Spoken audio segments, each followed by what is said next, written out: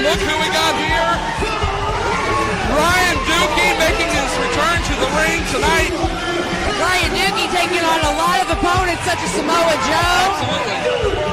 Ryan Dookie, I think he has some fleas or something. Look at the way he's moving around and jumping around. It's like a jumping bean.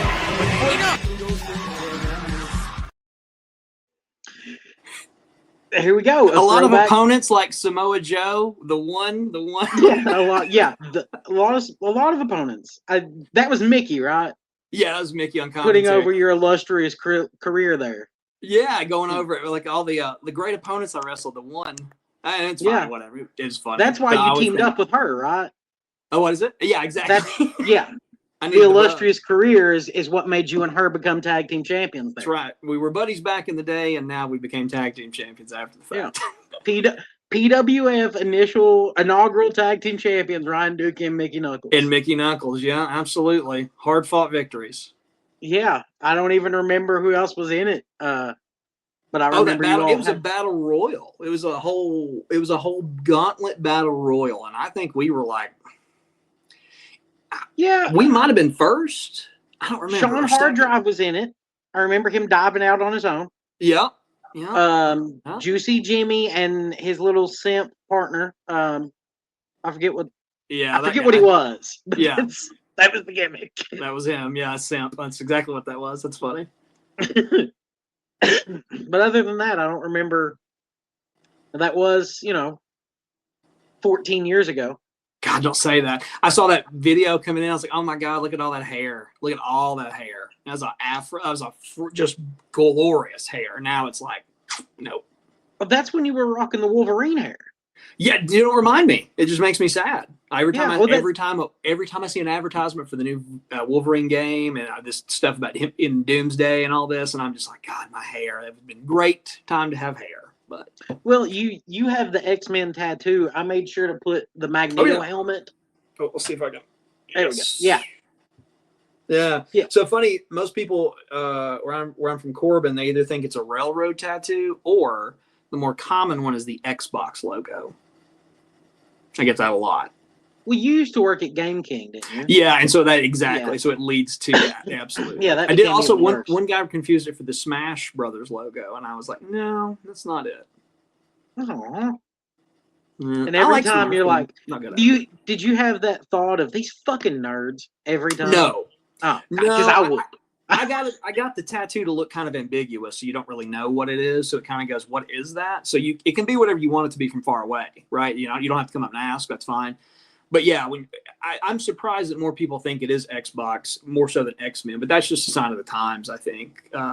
For me, growing up, that was a cool comic book, it was a cool cartoon, and video games and all the media associated with that. So I was like, X-Men's great. I think X-Men's the greatest comic that could ever be made, simply because it teaches so much to people that don't realize it. Because it's all an allegory for minorities and people that are different and how we all need to work together. And people don't get it. And the people that don't get it are the people that really need to. And the people that do get it are X-Men fans. So as a person who owns X-Men 94 through 300, I completely you get completely agree. Yeah, absolutely. Yeah. I remember army crawling to steal my dad's X-Men Volume 2 graphic novel because I just wanted to read that over and over as a kid. Yeah, that's cool. Yeah, that's a cool story. Well, that's when I decided to have a comic collection. Mm-hmm. I was like, I'm going to get the Phoenix Saga. That's what I want to do. That's it. Yeah. And then 6 months later, because I traded a box that my mom got off Facebook for $50 to get most of those. Yeah. I was like, okay, so let's go for the Dark Phoenix Saga. And then once I finished that, I was like, fuck it, we're going for the full Claremont run. Yeah, well, what's funny, I'm almost the same boat. Like, I was like, I'm going to start collecting, right? I'm going to get a few here and there. I was like, I'm going to just do Wolverine, right? I can handle that. Like, X-Men's a big library. I'll just do Wolverine. And the first Wolverine book I come across was like, I bought Volume 3 in a lot, like all at once, right? I was like, I got all of it once. All right, I don't have to hunt, right? Then I realized that's not fun. I like to go to these shops and say, oh, it's the hunt. So I started searching around, and the next book I find is Hulk 181. So I was like, well, snatched. So Yeah. so I I got don't that blame one. you. Then I collected the rest of the Wolverine up to his death. I didn't collect anything after. I've got a special cover from the volume 1, number 1, signed by Rubenstein, because Oh, they did a bunch of random covers a few years ago, and they did like, it's an Andy Warhol Wolverine number 1 homage. oh, that's interesting. Yeah. Yeah, and I gave it to him to sign. And he was like, I don't remember ever getting What is paid this? for this. Where's my money? That's exactly right. Where's Yeah, that's so, a you know, wrestler thing. Where's that money coming from? Yeah. That was $2 to get him to sign it. It's worth it. Yeah. Right. And then my wife got me number 1 of volume 2 for my birthday years ago, because we Very were cool. talking about how much I loved Frank Miller's work. Oh yeah. Yeah, Yeah. that's my big. Dark Knight is my shit. Okay. Cool. Yeah, I like. Well, that. I mean, Dark Knight, X-Men, and Green Lantern. We can make this after the bell all about comic books. As far Oh as yeah, I'm we probably could. Yeah. Probably so. But So, real name Ryan Gray. yeah, We've known doxed. each other for years. Yeah. I actually, well, I mean, I've been at your house to watch wrestling before back in the day. Yeah. But Absolutely. before we knew each other, I saw you as a pre-show worker for ROH. Oh, that's fun. Yeah, it's funny that not long ago, somebody else, I can't remember who it was. It was some guy in a locker room. But they said the same thing. He said, the first time I ever saw you was at Dark Match for Ring of Honor. I was like, what? That's cool. I think it might have been Irish Airborne or the Bravados. It was, because it was you and Sigmon.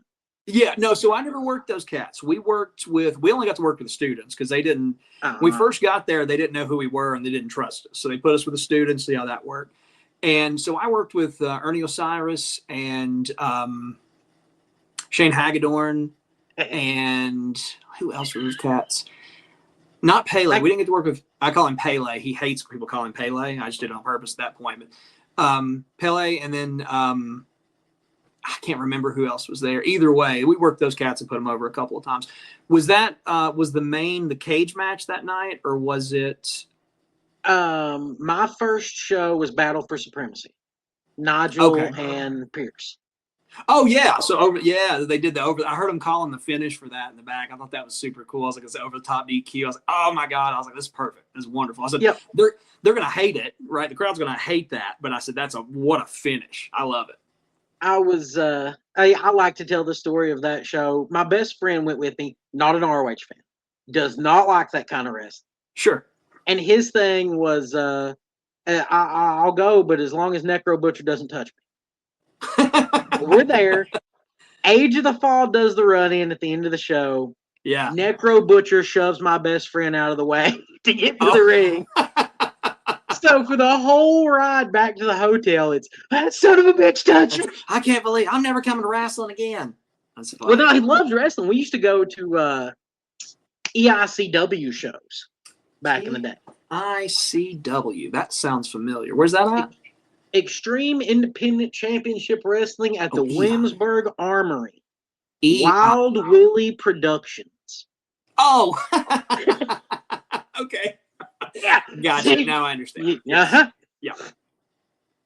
Fun. Yeah, there was like 14 people in the crowd that first show. It's packed. Oh man, I'll tell you a funny story, dude. I was working. We did a double shot. Me and Corey Static. We worked in Somerset for OWA, something like that. I believe that's what they were. The Breaks. They were running that show. It was outside of a steakhouse for some charity, like the Boy Scouts or Girl Scouts. It was an odd thing, but either way, we were there, and we did that show. Then immediately after, we drove straight to Danville and had a show in an abandoned Walmart. This was a very eventful day.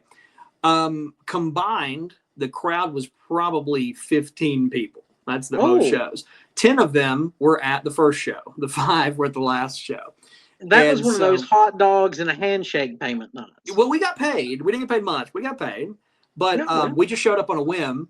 And, well, not on a whim. The guy said, come with us and we'll work you guys. I said, okay, cool.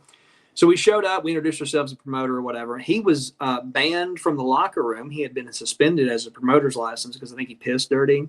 So his wife was running the back. So I meet this woman. Did she have a promoter's license? Apparently, because she lived there. Because, Kentucky. Yes, she was back there running it. So I assume the answer was yes.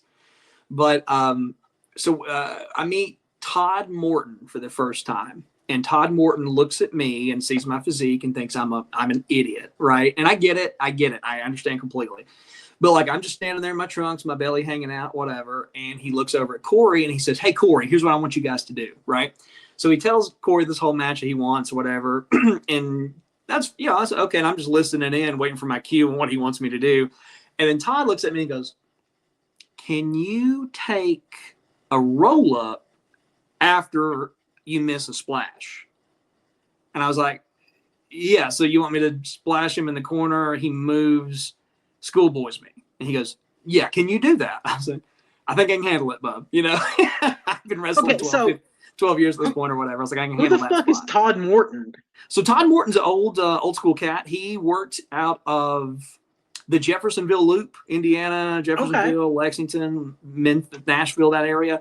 I'd only met him a few times. My buddy Chris Michaels put him over to me. And Chris.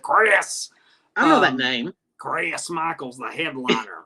Love it. But he put me over to Todd. But anyway, so the match, there's literally 5 people. I kicked the dog shit out of Corey. Like, this was back when I was wearing the kick pads and I was doing the shoot kicks.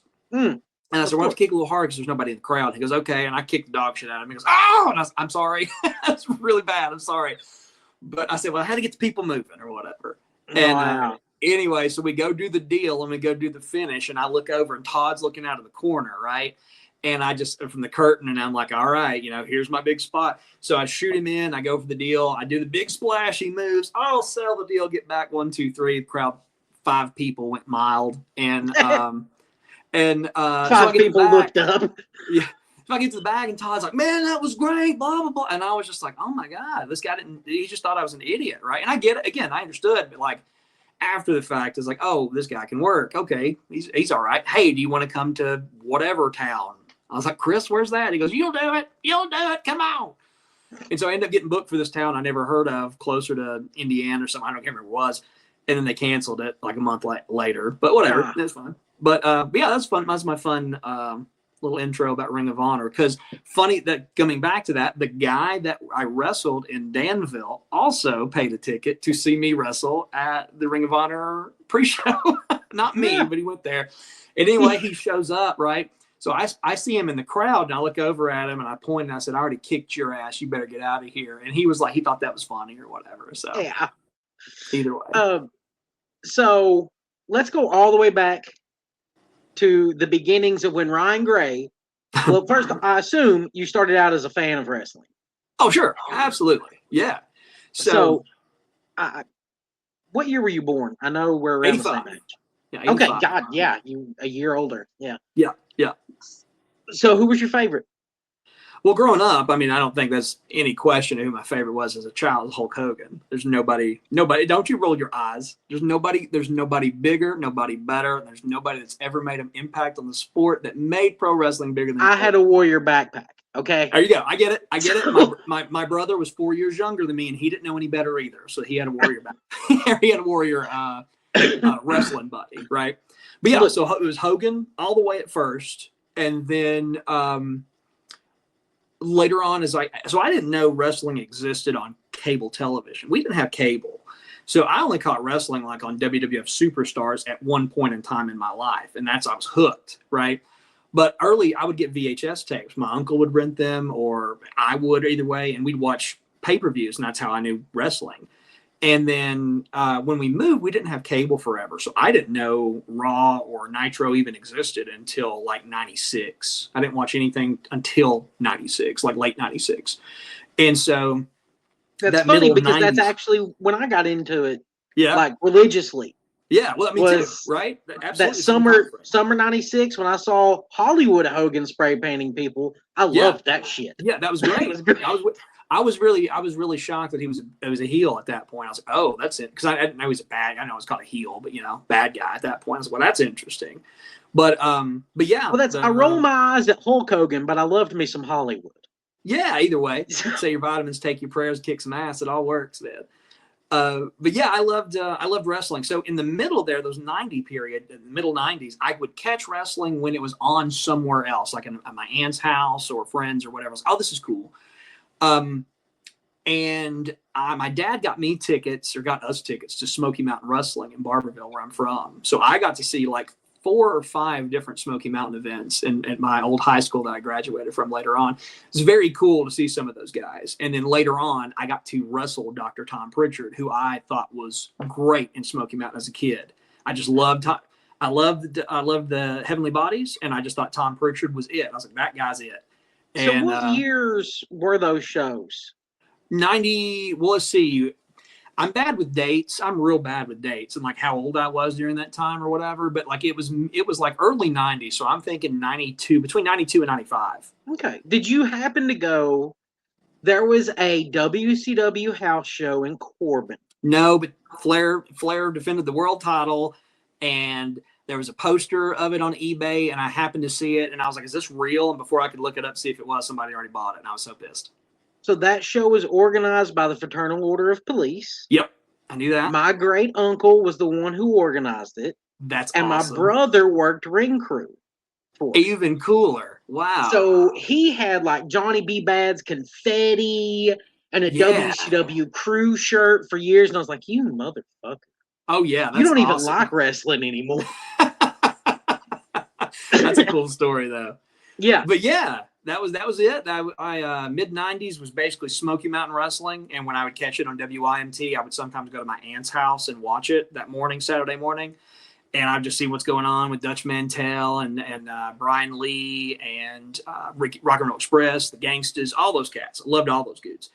And see, I had satellite, so I didn't know like Smoky Mountain. Yeah, never heard of it till after it was dead and gone. Yeah. Well, and that's. It got bad for me being 10 minutes down the road from you. That's kind of insane.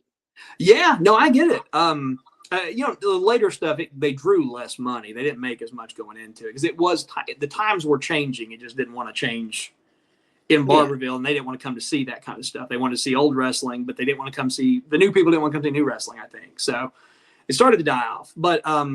But yeah, anyway, so fast forward to like 4th grade, somebody shows me a magazine. I'm like, wrestling? They have wrestling on TV? And they're like, every Monday night, Nitro's at 8 and Raw's at 9. And I was like, what? So like I flip on Nitro and I'm like, oh, I know that guy and this guy, whatever day it was. And then like I flip over on Raw, right? Because I forgot it came on. And I'll be damned if the Road Warriors didn't walk out and every bit of my body exploded. And I was like, this is what I'm supposed to watch, right? And I'm just hooked from that night on. I hated the Westminster Dog Show and the U.S. Open because they would block Raw from coming on USA on Monday nights. That's the only time I'd miss it for probably 96 to 2001, probably. I hated the NBA Finals. Oh, yeah, that was rough, too. Because it would move Monday Night Nitro, and that was my thing. Yep, always would. And what made me mad about the dog shows is they would do, like, another show on, like, Friday or Saturday nights to make up for it. And it was so late, and I was like, oh my! And you trying to stay up and watch this, and I'm just 7, 8 years, well, not that old, probably 10, 11, just tired. Like I'm going to bed. The history of that Thursday Night Raw in February of '97, where Shawn gave up the belt, has really been clicking into my brain. Like, how different would everything have been? If Shawn had actually wrestled that match at WrestleMania against Bret, and we never got the Stone Cold I Quit match. Yeah, there's a lot of that stuff. A lot of that. Like if Vince didn't screw Bret over, would Vince be the biggest heel of all time? That's a whole other conversation too. Does that make Austin go bigger? And you can what if that stuff all day. I always like to do that. My favorite one is who would Vince have replaced, and if not using Hogan, who would have replaced? And the only answer I can ever come up with is Dusty Rhodes. See, I'm not as well versed on that '80s era. Oh yeah, I love all that. Yeah, that's my jam. But now, my favorite what if my entire life has been Shawn Michaels showing up in WCW. Oh yeah, I think that could have been some really cool, really good matches too. I had it in my head as a kid, even. Sure. I wanted Shawn to show up and wrestle Goldberg for the U.S. title and intentionally get disqualified. So Goldberg's first loss is a DQ, and then Shawn joined the NWO. Oh, that's cool. That's a good. That's like good as a 12-year-old kid, I was like, yeah, that would be so cool. I used to write stuff down like that, like what I wanted to happen. And I was like, man, this would be fun. And I wish I had those notebooks just to see what bullshit I'd put in there. I know Vader was going to be my world champion at WWF. I know that 100%. So fair. 96. Would you let him pick that son bitch up at SummerSlam? Just like he should have? Just sling him around. Yeah. Like I don't get it. Yeah. Okay. Yeah, sorry. Yeah, no, it's fine. We talk all day. But yeah, that's how it happened. I just basically started when I was a kid. It evolved over the television that I got to see. And then when the internet came out, oh my gosh, you figure out these chat message boards and chat sites and all these chat rooms. There we go. Talking about wrestling, and then they just link matches to some shady website that had Japanese matches, right? So I got a real good education online of like 80s All Japan. And I fell in love, and I was like, wow, because somebody pointed me out to the Observer a long time ago whenever I got on the internet the first time ever, right? And the Wrestling Observer and Dave Meltzer's star ratings. And I was like, well, that's interesting. And I thought this guy was some accredited journalist from, you know what I mean? So you're a kid, you're okay, cool. And you read it and you read all these matches. Well, that sounds really cool. Who's this Misawa guy, right? And then I just happened to find some matches. And I'm like, oh my God, I love Misawa. And then you like Kenta Kobashi and Stan Hansen and Bruce Brody and all these cats from the 80s in All Japan and Inoki and then New Japan. And it skyrocketed from there about what was available to me to see at the time. And then I just would soak up any amount of pro wrestling I could. I would buy the pro wrestling PWI magazines. I'd read them cover to cover, and I get really invested in the indie side of things because my brain thought, if I'm not good enough to get to WWF or WCW or whatever, because at 12 years old, I said I was going to be a pro wrestler. I read Mick Foley's book, and I watched Beyond the Mat probably. I got a VHS tape that year for Christmas, and I wore it out. And I said, I'm going to be a professional wrestler. And I told everybody that ever knew me what I wanted to do. And you can ask my mom, everybody knew that I wanted to be a pro wrestler. And they're like, you're too smart. You need to go be a doctor, an attorney, or anything, and I hear that. I don't want to do that. That's not fun. There's no fun in that. So I was dead set. This is what I'm going to do. So my idea was I'm going to soak up all these all this knowledge of these indie guys, find out how they work, how they get booked, right, and all this stuff, and then try to come up with some idea that makes me cool and gets me booked places. And I was just trying to figure that out at 12, 13 years old. And Mick Foley's book really inspired me. I've only told the story maybe once, but when I was picking out names, right, I wanted to be Ryan Stiles. I thought that was a cool name, right? That's a cool name. You can look cool with it. And I drew up gear and stuff and what I wanted Ryan Stiles to look like. And then after reading Foley's book, he comes up with the same concept where he says, I'm not good enough to be Dude Love yet. So I'm going to be something else till I get good enough to be Dude Love. So that was me. I was like, I can't be Ryan Stiles yet. Ryan Stiles is perfect, right? Ryan Stiles is what a wrestler should be. I can't be that yet. So I need to be something else that, I can lose to and not get serious with or whatever. And that's how I came up with Ryan Dookie. Because I was like, that's it. That'll be that name. And it stuck for 24, 25 years or whatever now. So, but yeah, that's that. I just knew that reading all that, back to the point, watching all the wrestling I did, reading everything I did, and that's where I'm 12 years old, 13 years old, I decided I'm going to be a pro wrestler, and that's what I did. So, what was your first training? What was? So, I met a friend of mine in high school, knew a guy whose dad was a promoter. I thought he was BSing. And then he gives me a VHS tape, and I take it home, and it's this guy's ring in his front yard, and they're all doing terrible wrestling matches. And I was getting mad watching it. It's like, I could do better than that. That's terrible. Do they even watch? Like, that was my thought. Do they even watch wrestling? This is awful. So I said, Brad, introduce me to this cast, right? And so he did. And I said, I'd love to come up and try this, blah, blah, blah, see what happens. I'm 14. And they were like, yeah, come on up. So I do. My mom takes me up to back in the hollers, real far back in the holler. And she signs a waiver to this shady-looking guy saying we won't sue him if I get hurt wrestling. She was very nervous and apprehensive about it. She did it, so thank you, Mom. But anyway, so I get in there, and we're in a front yard. The sun is shining. The weather's nice. It's a nice spring day. And there are 2x6s across this big metal frame of a ring and like quarter-inch carpet padding. And a carpet. And that's it. That's all the padding there was. So they taught me how to bump, and I was like, okay. And it stung real bad, the first one. I got up and did it again. We're like, okay, I'm doing it. And I kept doing it. But like you could tell, like, oh, this is a new kind of pain, right? It's a whole different ballgame when you're falling down on your back. Because I don't know if you ever watched somebody train. Falling on your back's the hardest thing you can do because you naturally try to catch yourself. And if you don't believe me, try to fall down. Go home and try to fall down without catching yourself and see what happens. And you have to learn that art because that's an art of falling down. And then so that was it was just interesting because like I was outside with chickens squawking on one end, dogs running around the ring. And just in the middle of the country, in the middle of nowhere, trying to learn pro wrestling from a guy that really didn't know pro wrestling, that was taught by his dad, who didn't know pro wrestling either. And so as that training progressed, like for the next several months, I would ask, hey, when do we learn this thing? Like, I didn't know what spots were called. I didn't know they were called spots, right? I was like, when do we do the headlock, float over, drop down? I knew the names, right? And then he's like, oh, we'll learn that.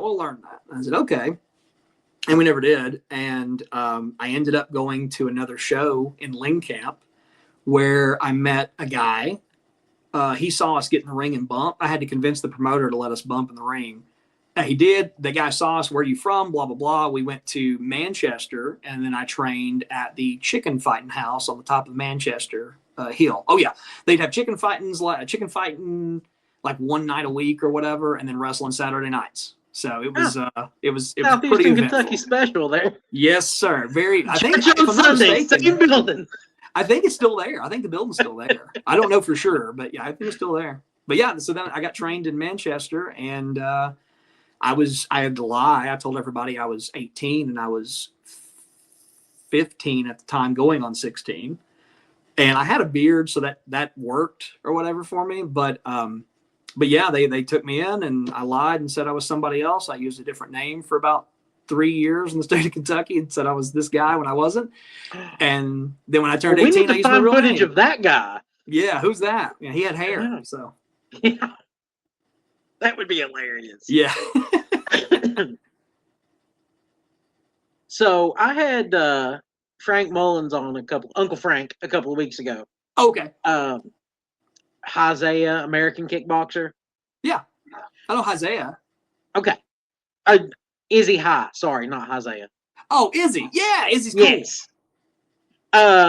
Man. he was talking about the old Sammy's auction shows. Oh yeah. Did you ever get to work any of those? No. See, I was I don't know when those happened, but I either was not wrestling or didn't know about it. Okay, so those were a little before Dookie. Yeah, I think so, because I knew they existed and I knew people talked about it, but I never got to Sammy's Auction House Wrestling. Where did Dookie come from? Was it from No Holds Barred or Green Day? Green Day, yeah. Okay. Yeah, it was Green Day. It was funny enough, like I said, when I was coming up with the names, I was like, what's just a bad name, or what's a name that I can play off of being not a good name? And I was like, well, I need something to stand out, right? Even still, if I'm going to be a job guy for a while. So I was like, I'll just go with Dookie. That's Green Day's album. I'm a big fan. Ryan Dookie, that obviously elicits some type of, response regardless of what it is, and you'll remember that. You know what I mean? You're always going to, and I knew that at a young age. If I call myself shit, somebody's going to be like, what? So yeah, that was just it. It came from the Green Day album, and I said, I'm going to use this for a while. So you hit 18, you start working as Dookie then, is that? Well, I was Dookie the whole time. I couldn't change. Yeah, I couldn't get booked. Okay, so you actually use the same ring name, just not the real name. Yeah. Oh, yeah. I was Ryan Dookie. Yeah. It's okay. Yeah, the commission had me under a different name for about 3 years. That's all. I thought you were saying that you had a different ring name. Okay, no, that makes more sense. Yeah, no, gimmick's always been Dookie. But yeah, so I started when I was 18. I was like, okay, cool. You know, still couldn't get into bars. I still had to sneak into bars to wrestle. That was fun. You know, I remember being 17 years old, and they would sneak me into the back of the bar, and I'd wrestle my match and then leave, and then I'd drive home and then do homework the next morning before school. Like that's what I did. But yeah, I remember that specifically. I went to a bar in Tennessee. We went on a big trip, and I went down there, and they're like, "You gotta be 21 to enter." And I was like, "Man, fuck, they're IDing everybody, right? How do I get in?" So I just bring my bag and act like I'm just one of the boys, blah, blah, blah. They didn't ID me. I passed right through, just walked straight to the back. And I just sat, tried to make no bones about where I was at. And just here I am. I did the job, and then I immediately left and got in the car. So, yeah. So speaking of Tennessee, I know there have been several shitty indies down there. Shindies. Oh, yeah, they're all over the place. Yeah, because there's no rules. I know that you worked NGW for a little bit in the later years of your. That is one thing. I got to see you retire once, and then you wrestled again. Yeah, nobody in wrestling ever retires. So, yeah, but yeah.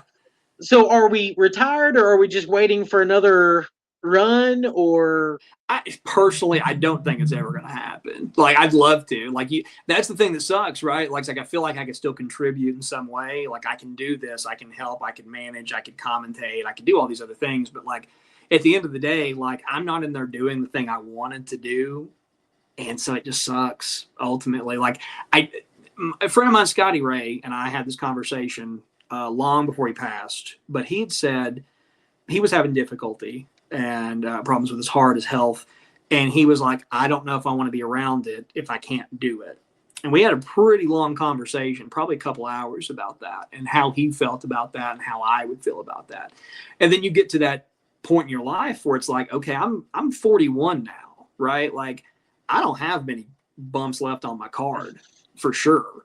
And then, even if I did, right, what am I doing it for? Right. Obviously, it's not for money, because at this point, I mean, the only thing you could do it for is money to make it worthwhile. But you're doing it for the love of the game, because you want to do something. You want to show somebody you can do something. Like, I'd love to wrestle in front of my grandkid for the first time. That would be cool. But, probably not going to happen. Any of the grandkids. I got a couple. So any of them. That'd be cool to show them. Or, like, I can show old tapes and stuff. But, like, it's way better to see it in person. Yeah. It's much more fun in person. I won't say never, but at this point, I wouldn't recommend. I'm not going to say yes. I'll say. I will admit that there were several times that I fantasy booked Ryan Dookie against Colt Cabana.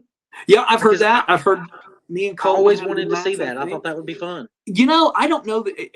I think we could have had a good match, but like, the one thing with Colt is he and I would probably work real similar, and I don't know how that turned. You know what I mean? Like, my gimmick, the whole reason Ryan Dookie ever worked is because I'm fat and I can do stuff. That's it. Like, if you go on YouTube and watch my matches, if you just press pause during the middle of one, you're going to go, this fat guy? And that's part of it. And shoot story, when I went down to NGD for the first time, somebody came up to one of the promoters and said, why did you book this fat ass? Right on the poster. And I guess they checked me out, because I mean, obviously it's just a poster of me going, or whatever. But then afterwards, apparently he went back up to Cody and said, okay, I get it now. Right. And that's my point. Like, that is Ryan Dookie's gimmick, is I don't look like I can do anything. I do something and you go, oh my God, this is interesting.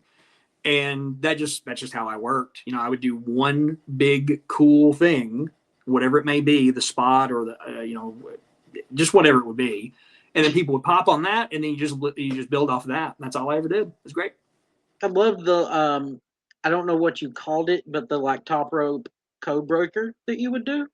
Oh yeah, it's funny. I would do that. I can't remember where I saw that. I didn't see somebody. Actually, I do. Eddie Edwards used to do it, but he would do it with a single leg. He would do that in Noah. I said it would look better if you did it with both knees because it looks more impactful, right? Because you're still jumping off the top row or the middle rope, basically. But yeah, so I called that the wow factor in honor of the Pawn Stars show. Okay. Me and my buddy were watching Pawn Stars one day. We're just flipping channels, and that guy comes up and he goes, "That's the wow factor right there." And I was like, "That's a name. That's a name." So I called it the wow factor forever. Of course, nobody knows that because who knows what moves are called in the indie scene, which is fine. But yeah, I called it that. So it could have been the Dookie Destroyer for all I knew. It's funny. Somebody told me about. Apparently, I have a gimmick on Cage Match, and they were telling me about it. I was like, "That's cool." And so apparently he says, "When did you write any of this?" I said, "What are you talking about?" And he said, "Like your signature holds and moves and stuff." I was like, "Man, that was a MySpace gimmick forever ago. I have no idea." Like I didn't, obviously I go on my own Cage Match. I didn't know that was a thing. Oh, I'm there now, buddy. We are. Yeah, it's funny. Like, I'm on there for like, I think it had like less than 100 matches is what I've got listed for. And, obviously I work for 100 million indies that are never going to be listed there. But it's funny that I'm on there. I didn't even think that was a thing. And somebody had told me about it and we check it. And I'm like, well, that's interesting. How about that? But what's nice cool big about win it is in NGW alongside Joey Ryan and the Jim Nasty Boys. That's right. Big one. So yeah, that's what I like about that is I can go say, oh yeah, I did work for Ring of Honor and I had one match under Impact. So eat that. So what was the Impact match? The worst possible match I could have had. That's exactly what it was. Oh, well. So wasn't anybody's fault, and it wasn't any of the performers' fault, anybody involved. It was just the scale of it. So we were in Owensboro, and it was like a joint venture with another group, UCW, the Maddox promoters. I worked for them a lot, and they were co-promoting this match with Impact, or the show with Impact. This is when Impact was on Twitch. Okay. So see, I went to one of the NGW shows because they did one with Impact they were too. doing that. Yeah. So we're doing that, right? We get to the building. It's at a 5,000 seat building. Okay, it's a big building. It's empty. It's 30 people in it. Yeah, exactly. It's very, very empty. But they were hot. They were there for it. It was just there weren't a lot of people in a 5,000 seat building. It looks like nothing. But there was a tornado that came. And like me and Elliot Russell are driving there, and we're like hearing everybody saying, "Pull off the road, the tornado's coming," and all this. And we're just like, "Well, we'll see what happens." We got to make the towns, brother. Yeah, got to make the town, especially with Elliot. He's got to make that money. So we get there, right? And hey, he just won a belt at the Super Bowl of Wrestling. He did, big one. Yeah, I saw it. But yeah, so anyway, we get there. The tornado caused most of the people not to show up, but it didn't. Not before it knocked out most of the equipment for Impact. So, like, if you go look that up, the match, there's no audio because they lost some of the audio. So then, like, Josh Matthews is texting commentary. And then he calls me Ray Dookie, which I thought was really funny. So I've got that one. And then you did have a different name. I did, yeah. I went under hood.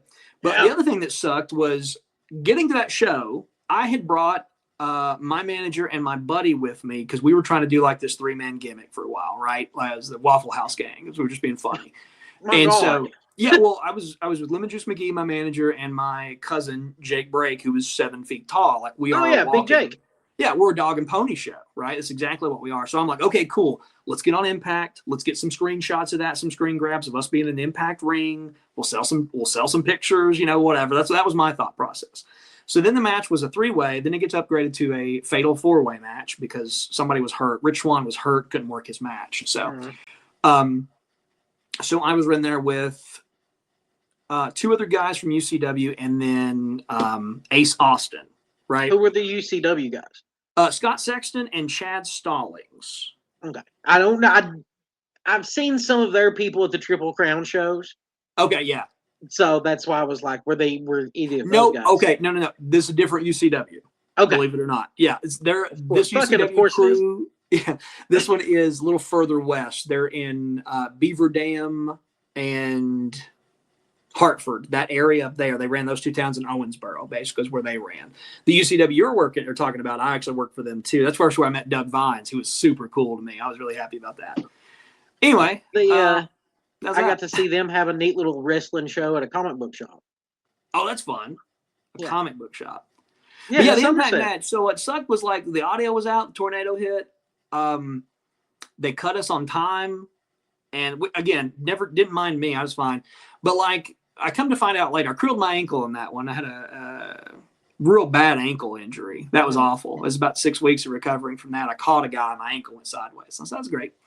But what sucked even more was knowing that had I said, no, I don't want to work this match, I could have got to work with Moose.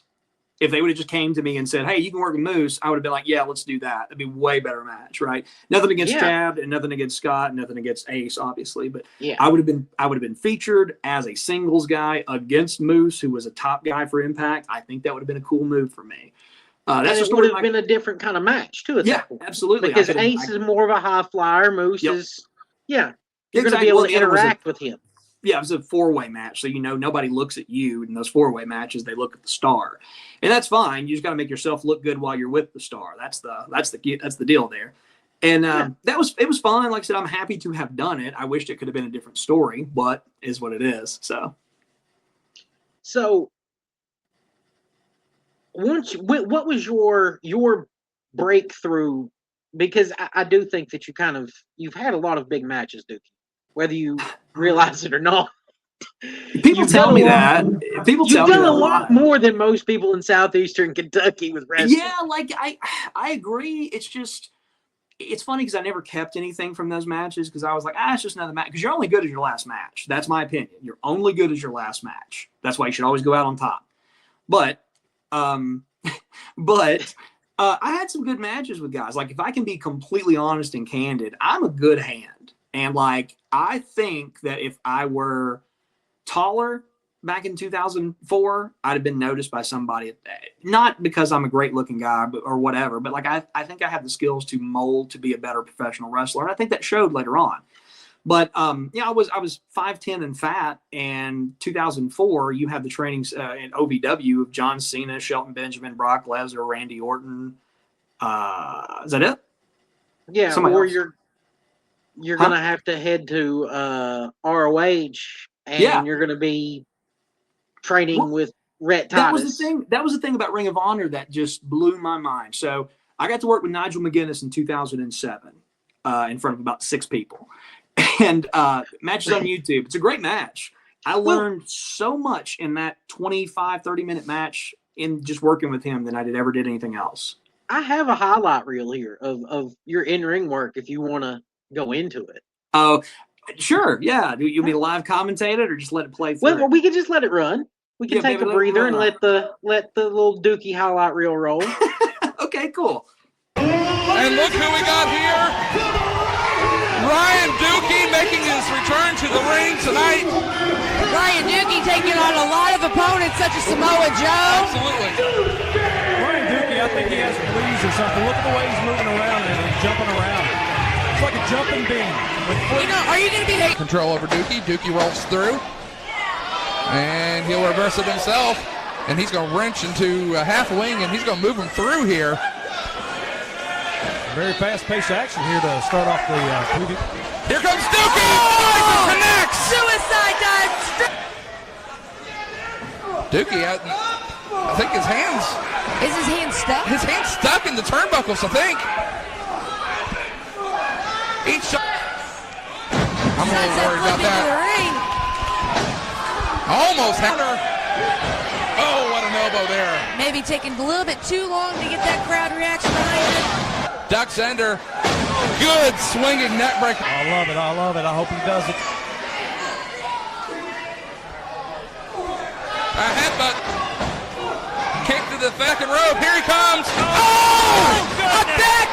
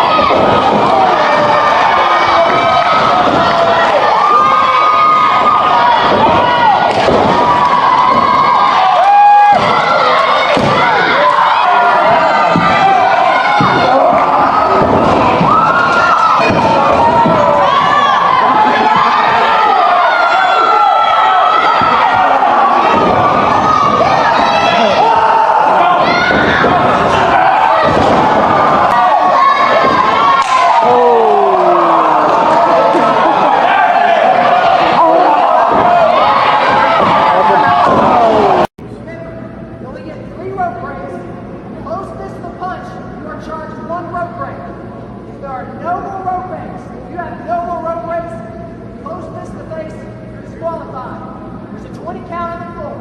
Shake hands, let's get this on.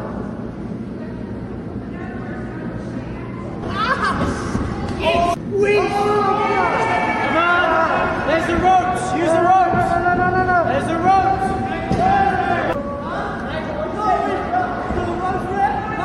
Come on, Nigel. Nigel, what do you say?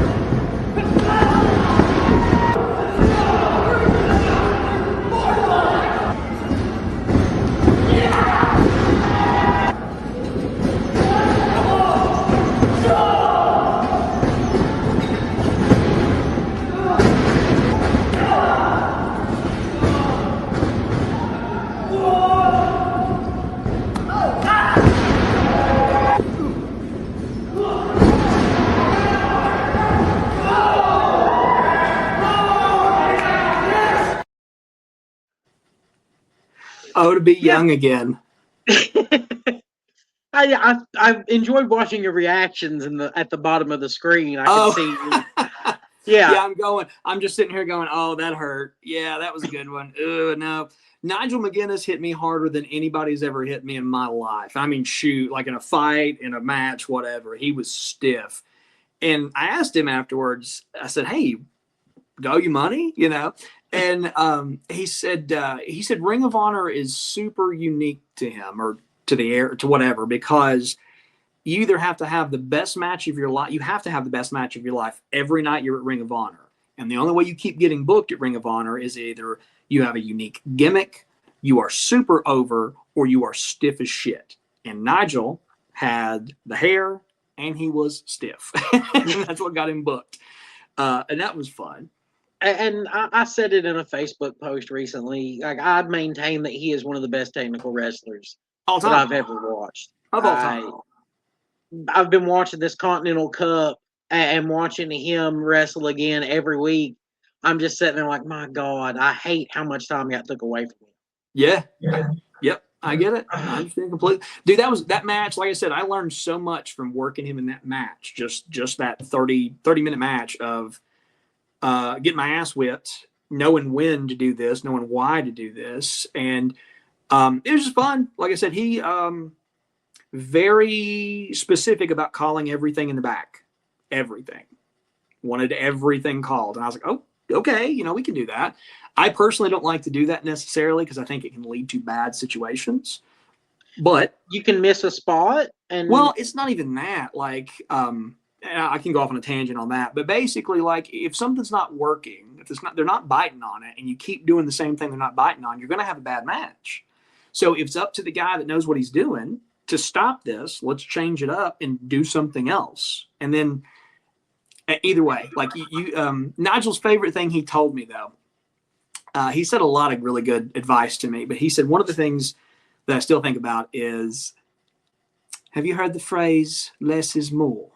And I was like, yeah, of course. He goes, I don't believe that. I believe more is more. And that is exactly how he wrestled. And he proved it, but Nigel had some good ones. Yeah.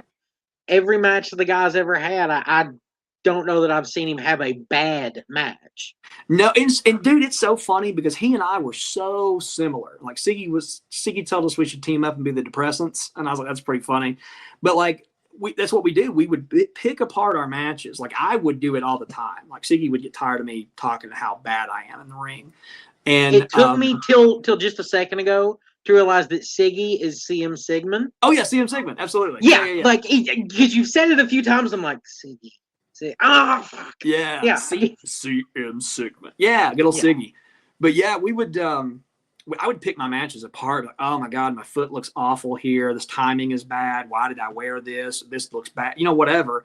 And Nigel told me something that I resonated with too. He said, I'd rather be happy with a bad match than have a great match and be unhappy with it.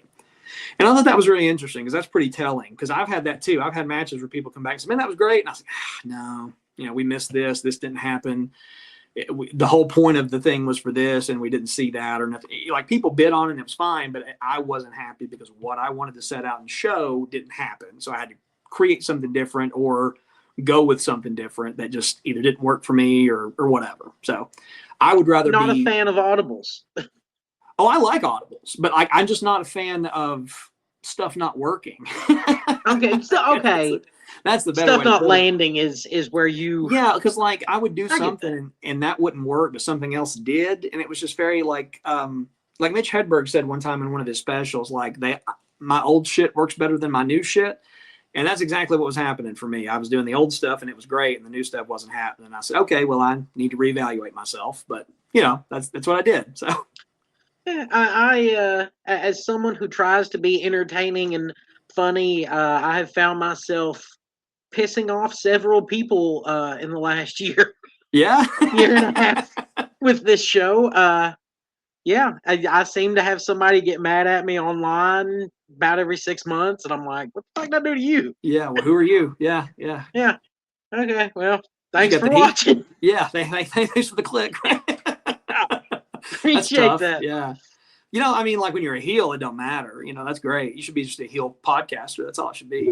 That's what Notorious ATB started as. Yeah, that makes sense. Yeah.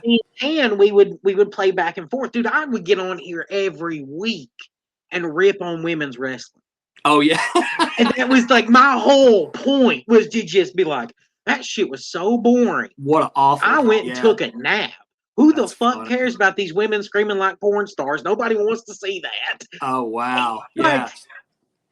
For the whole build to get to the greatest of all time women's tournament that we did on the show. Right. Yeah, I got you. It was a gimmick and it worked. It was fun. Yeah. And then when Tanner quit, I was like, well, there goes that. Yeah, there's this. Yeah, I got you. Like I'm not just gonna go online and be an asshole for the hell of it by myself. Right, without a counter. Yeah, because then you're just an asshole online. Yeah, I get you. Then I'm Jim Cornette. What the fuck? Hey man, I like Jim. Everything's fine with Jim. You hush. Look, I'm Team Russo. Remember that. Oh my God, really? Why did I agree to come on here? Look, so tell me the worst thing that Vince Russo has done. Oh God, that's a whole nother podcast. I don't think that Russo has been as horrible as everybody likes to blame him for. He made himself WCW World Champion. So? No, everybody forgets that. Everybody talks about David Arquette being WCW champion. Nobody remembers Russo being WCW champion. Vince McMahon made himself WWF champion. And ECW, because Vince McMahon is a better performer. Vince McMahon came out there with a do-rag on. My favorite version. John Cena his N-word. Yeah, that was a little rough. Remember. That was a little rough. My favorite version of Vince, though, absolutely, was do-rag Vince. What up, G? That's the best version of him. The funniest one. See, for me, that got go away heat. Oh, see, like, I love it. I was like on my phone saved of him just in the do-rag to react to stuff. I'll send you one in a moment. That'll be my favorite. I hate that era, that PGDX got old real quick. So I wasn't watching a lot of it during that time, but like I would see Vince and I'm like, all right, I'm gonna watch Vince, right? Because he's always funny. But I never like a lot of that early 2000s, 2008. Like I got the bug with the old guys were like, I don't watch that shit on TV. And I was like, why? And they're like, well, because you'll start doing stuff that doesn't make sense and blah, blah. I was like, okay.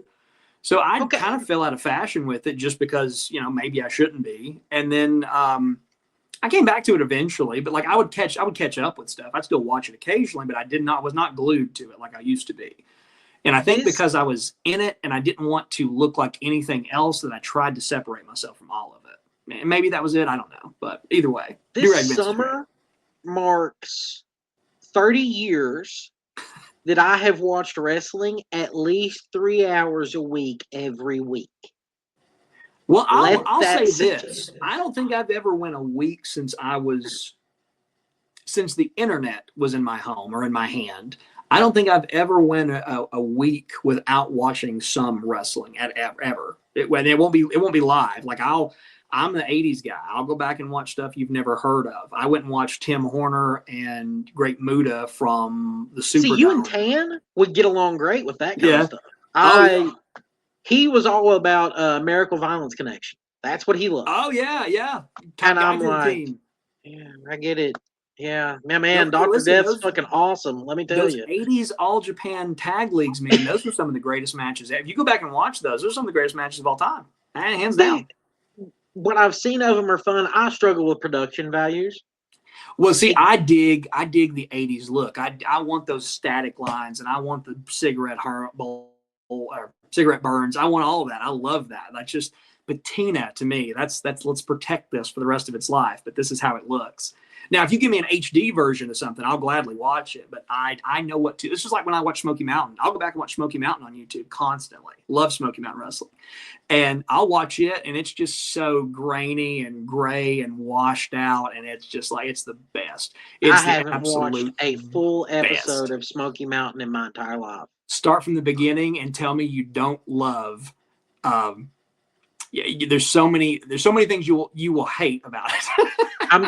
I'm gonna drop something on you that I'm pretty sure will like break your and maybe your significant other's heart.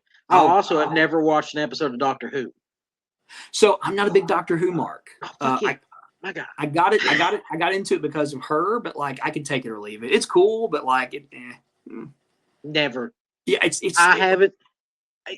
I want to start on episode 1, season 1. That's how TV shows fucking work. You can't.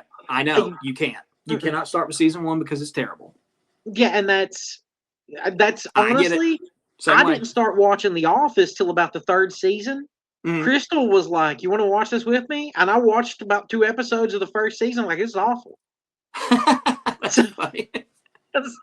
And then once I started watching it regularly, because the 2nd season's when they quit trying to be British. Yeah, it was fun. Yeah, I get heat because I tell everybody I like Arrested Development better than The Office. I don't know that I've ever watched it. Man, it's great. I'm pretty sure I never have. It's a good one. I really like Parks and Rec. Yeah, I like Parks and Rec. It's fun. Yeah.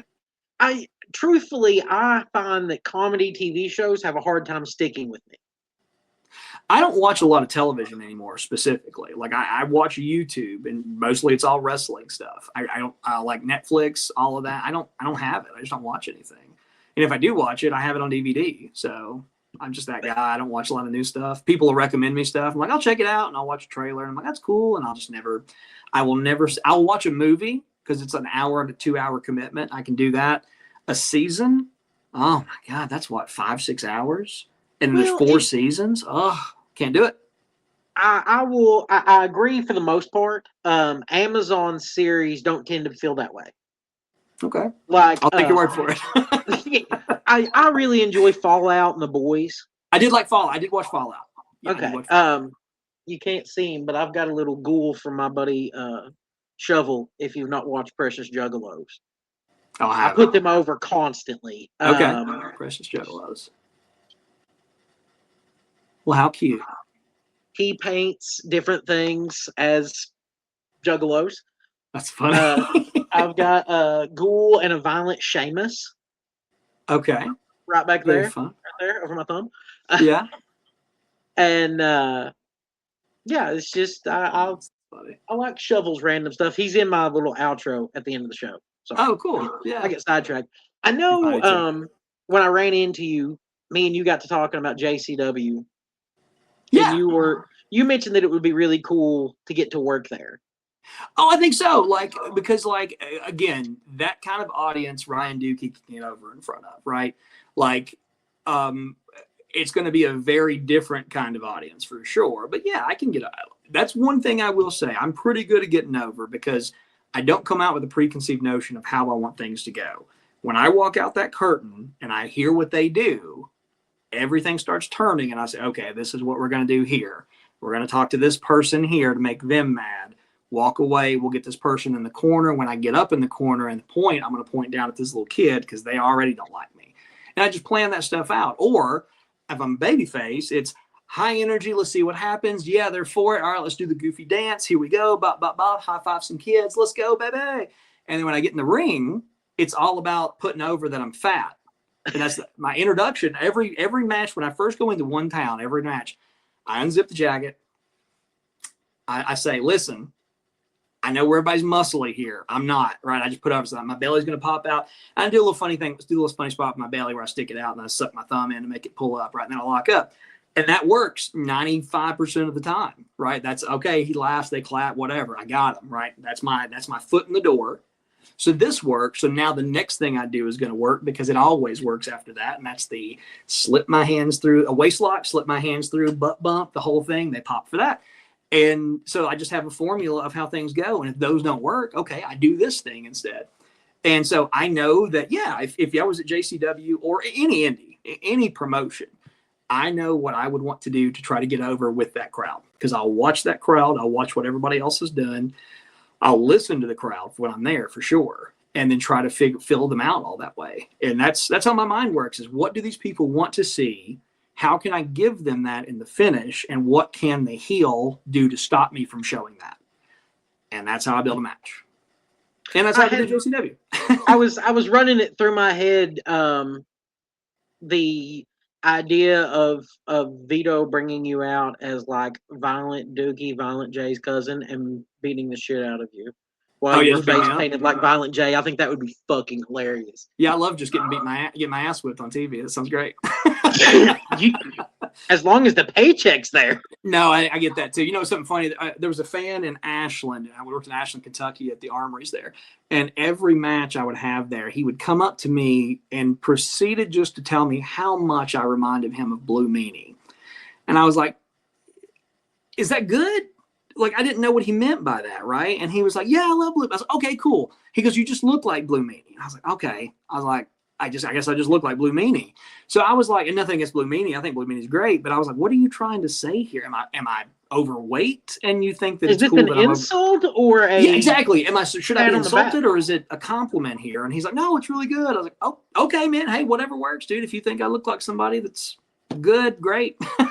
But that was an interesting compliment. Blue Meanie. I would get that one quite a bit. If you think I look like somebody who's gotten big paydays, yeah, you want my autograph? Like that? Yeah, my buddy thinks I look like One Man Gang now that I'm bald. I kind of feel that.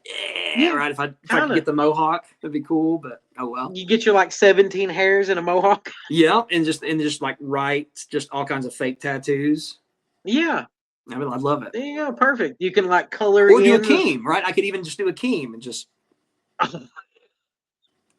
Ryan the Dookie machine. Right, Ryan the African Dookie machine. Keem. Yeah, I'm sure that'd work. I'm sure that'd go over real well. I mean, in today's society, it might. Hey, Cody Raheem Rhodes, man. Yeah, there it is. You did work. Did you only work the one ROH pre-show? I thought you worked. Oh no, I did like 2 or 3. It was a span of like from 2007 to 2008. Okay. Yeah, like that was my dude. 2007, I thought things were changing for me. I thought this is my ticket because I just worked with Nigel. He said he told us to come up to Ring of Honor. He didn't promise anything. He said just come up, help set the ring up, tell him you're from we're working with Tom and set up the ring. Yep, absolutely, set up the ring. Yeah. Well, here's the deal. I ain't the son of nobody important. and if I was, I would take that trip and not set up the ring. That's perfect. Nobody wants to set up the ring. I'm sorry, but all you got to do is ask me and I'll help you. Like, that's just who I am. Right, I'm the same way. Yeah. Well, I've helped. I've been booked on shows and helped put up the ring, but that's not because, I'm like such a good guy. Me and you have put up the ring together before, actually. Yeah. At the Armory in London. Right. Yeah. With some of the worst camera equipment I ever used in my life. Oh, that building's awful anyway, because everything's like a pink-orange color when you film in it. It's awful. Yeah. It's terrible lighting. That was when they had the Kesslers on the TV channel there. Mm-hmm. And at one point, because I had them working 2 cameras, and at one point the dad watches a full match on this woman's iPad with his camera. And I'm like, what the fuck are you doing? Yeah, what are you doing? That's funny. No. Yeah, that's not what I'm doing Sorry. here for. No, you're fine. But yeah, we did a couple matches up there. Nothing came from it. Obviously, no one has ever heard of me in Ring of Honor, which is fine. But again, like I thought it was it. Like I thought, all right, Bryan Danielson has given me some advice. Nigel McGuinness has given me some advice. I really impressed Adam Pearce. I thought that was real fucking cool. And so I'm like, here I am, these top 3 guys in Ring of Honor. All these other guys are saying, hey, blah, blah, blah, come out with us, do this stuff, blah, blah, blah. And, we did, and just nothing came from it. Gabe, I don't think gave a shit about me, and which is fine, right? But I don't think I was on his radar to even look at, to be booked. And again, whatever, but that's why you show up, try to get noticed. So I was hoping that I would get some bookings off of that buzz of like, oh, this new guy, Ring of Honor, or this tag team, whatever. And really all I did was use it in heel promos to say I went and wrestled for Ring of Honor back in 2007 because how good I am. That's all I ever did with it. That's my claim to fame with Ring of Honor is I got beat 3 times from their students in Ring of Honor who I have no idea if they're still wrestling. Sugarfoot's the other guy. Ernie Osiris and Sugarfoot. Yes. I couldn't think of the guy's name, so it was. Oh, Sugarfoot. Alex Payne. Or Alex. I don't know what Payne? he's doing now. I wonder what all those cats are doing. I wish I would have kept up with some of those Hagedorn cats. works backstage for AEW. I thought he had a job. Yeah, good for him. Yeah. Good Yeah. for him. He's a good cat. When I went last summer to the Cincinnati show and saw Jake Manning at the merch booth, Oh, yeah. I was like, fuck yeah, Man Scout. Yeah, I talked up with him a couple of times down at NGW. Oh yeah, you what was the name of Lemon Juice's stable down there? Oh, the Legion of Juice. Legion of Juice, yeah. Me and Man Scout, and then I teamed with Sue Young there. That was fun. Somebody else. Shark Boy. Shark Boy, yes, dude, Shark Boy was so cool. I got to talk Shark Boy forever. And I was like, man, this is so cool to get sit under this tree and listen to this cat. Nobody knows what Shark Boy has done, right? They're just like Shark Boy's on TNA, and I get that. But, dude, he was working way back in the day at doing Shark Boy at other events. So I just asked him to watch. I said, hey, tell me what I need to do, right? And he'd watch a match, and he'd say, okay, try this next time, blah, blah, blah, whatever. And then we got to tag that time. Because I had a couple of times, I believe. And then, it's just fun. Like I said, he was just a good dude. And I was trying to educate him on the people we were working. And so we had a good little time out of the deal. Cool. Yeah. So who was your who do you think was your biggest match? Yeah, I mean, I'm putting you in this on the. It depends. Like I think it depends on what you. I really don't know. My biggest match. What is your favorite moment? Oh, God, let's go there. I don't know. I don't know. Favorite moment of my own career. I'm my own worst critic, Aaron. Dude, you have to have something. I hate everything I've ever done. I tell you what looks good though. I tell you what, that swinging neck breaker I hit on Derek Neal in that opening clip. That's a hell of a swinging neck breaker. I said, hot damn, I forgot I could do that. So I'm gonna go watch that after this. No, I don't know, man. I don't know. Like, honestly, like I know this is gonna sound very John Cena-esque, but like I got to watch a guy wrestle Ultimo Dragon and him be really emotional about it, and I was there for that, and that was pretty cool. I got to see people do things that they've never thought they would be able to do and hear a crowd cheer for them in a way that they never thought they were going to get over. And when you get to help be a part of that and plan some of that for these people and help them, okay, let's try this, what if this works for you? Or if you're in the match with the guy, like my favorite thing is taking some green cat that is wrestling in front of his mom for the first time, right? And just beating the dog shit out of him, right? And then put him over huge in the finish, right? Out of nowhere, boom, 1, 2, 3, boom, place blows. Because I've been beating this poor kid up for 10 minutes and his mom's yelling at me and everything else. And you get to live that moment for that guy. So I like doing that for other people because I was able to do it at a level that I thought was cool, a level that was believable, and that people enjoyed. So, working with Joe, working with Nigel, I wrestled Austin Aries, I wrestled BJ Whitmer, I've worked with Dr. Tom Pritchard. I got to wrestle with Ricky Morton. Tracy Smothers put me over several times on a podcast. Really cool cat. I got to work with love Tracy.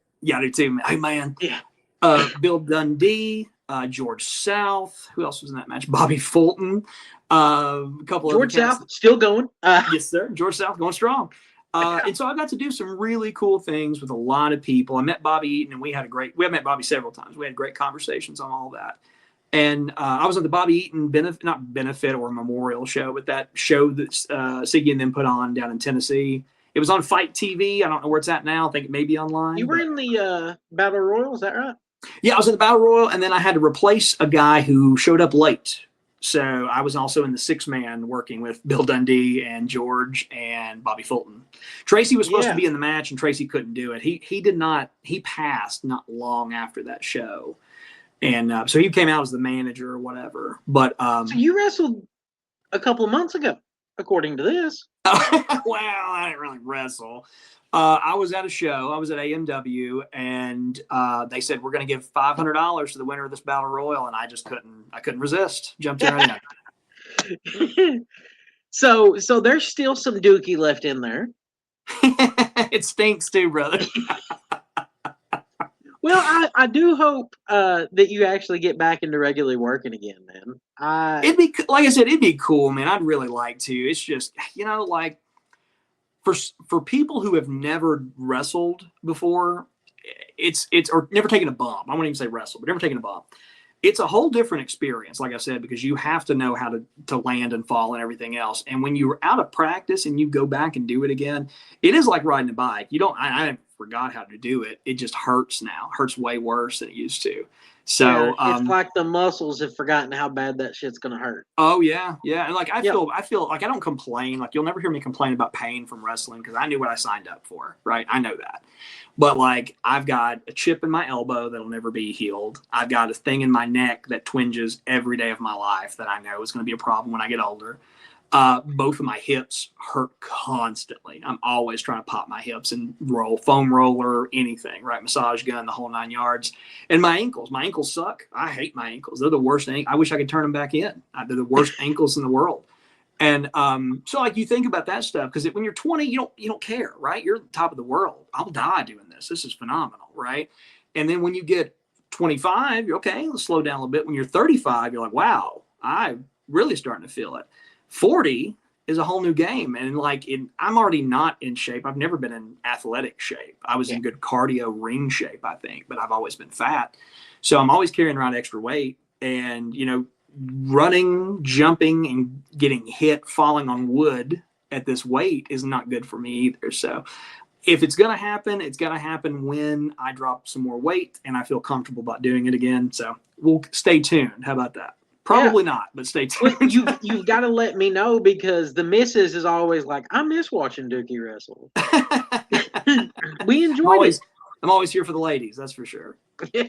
Well, and that's Tan, apparently, the Pro Wrestling Revolution shows that you used to do. Okay, yeah. Yeah, he was at those. Him and his family were at all those. Oh, that's fun. Because I didn't know him back then at all. It's always fun to be at the grocery store or out in public and somewhere and somebody's like, oh, you used to wrestle and blah, blah, blah. That's always fun stories. Because where'd you see me at? Because I'm always more interested in where they saw me, right? Obviously around here, it's either at the Optimus Club or the Armories, but I like to hear the old Corbin 3 Nights Club. Those popped me pretty hard because that was my early days of wrestling. Do you remember that? Do you remember Corbin had a nightclub? I remember the 3 Nights Club, yes. Wow. 3 Nights Club, and it never occurred to me that was probably a racist name. Yeah. Never occurred to me. I was like, 3 Nights. I don't get the Nights part, whatever. And I was like, is this going to be like yeah, absolutely. And so I was like, oh, I you just kind of unlocked that memory that it existed for me. Well, I thought it was going to be like a medieval nightclub. That's what my dumbass thought, right?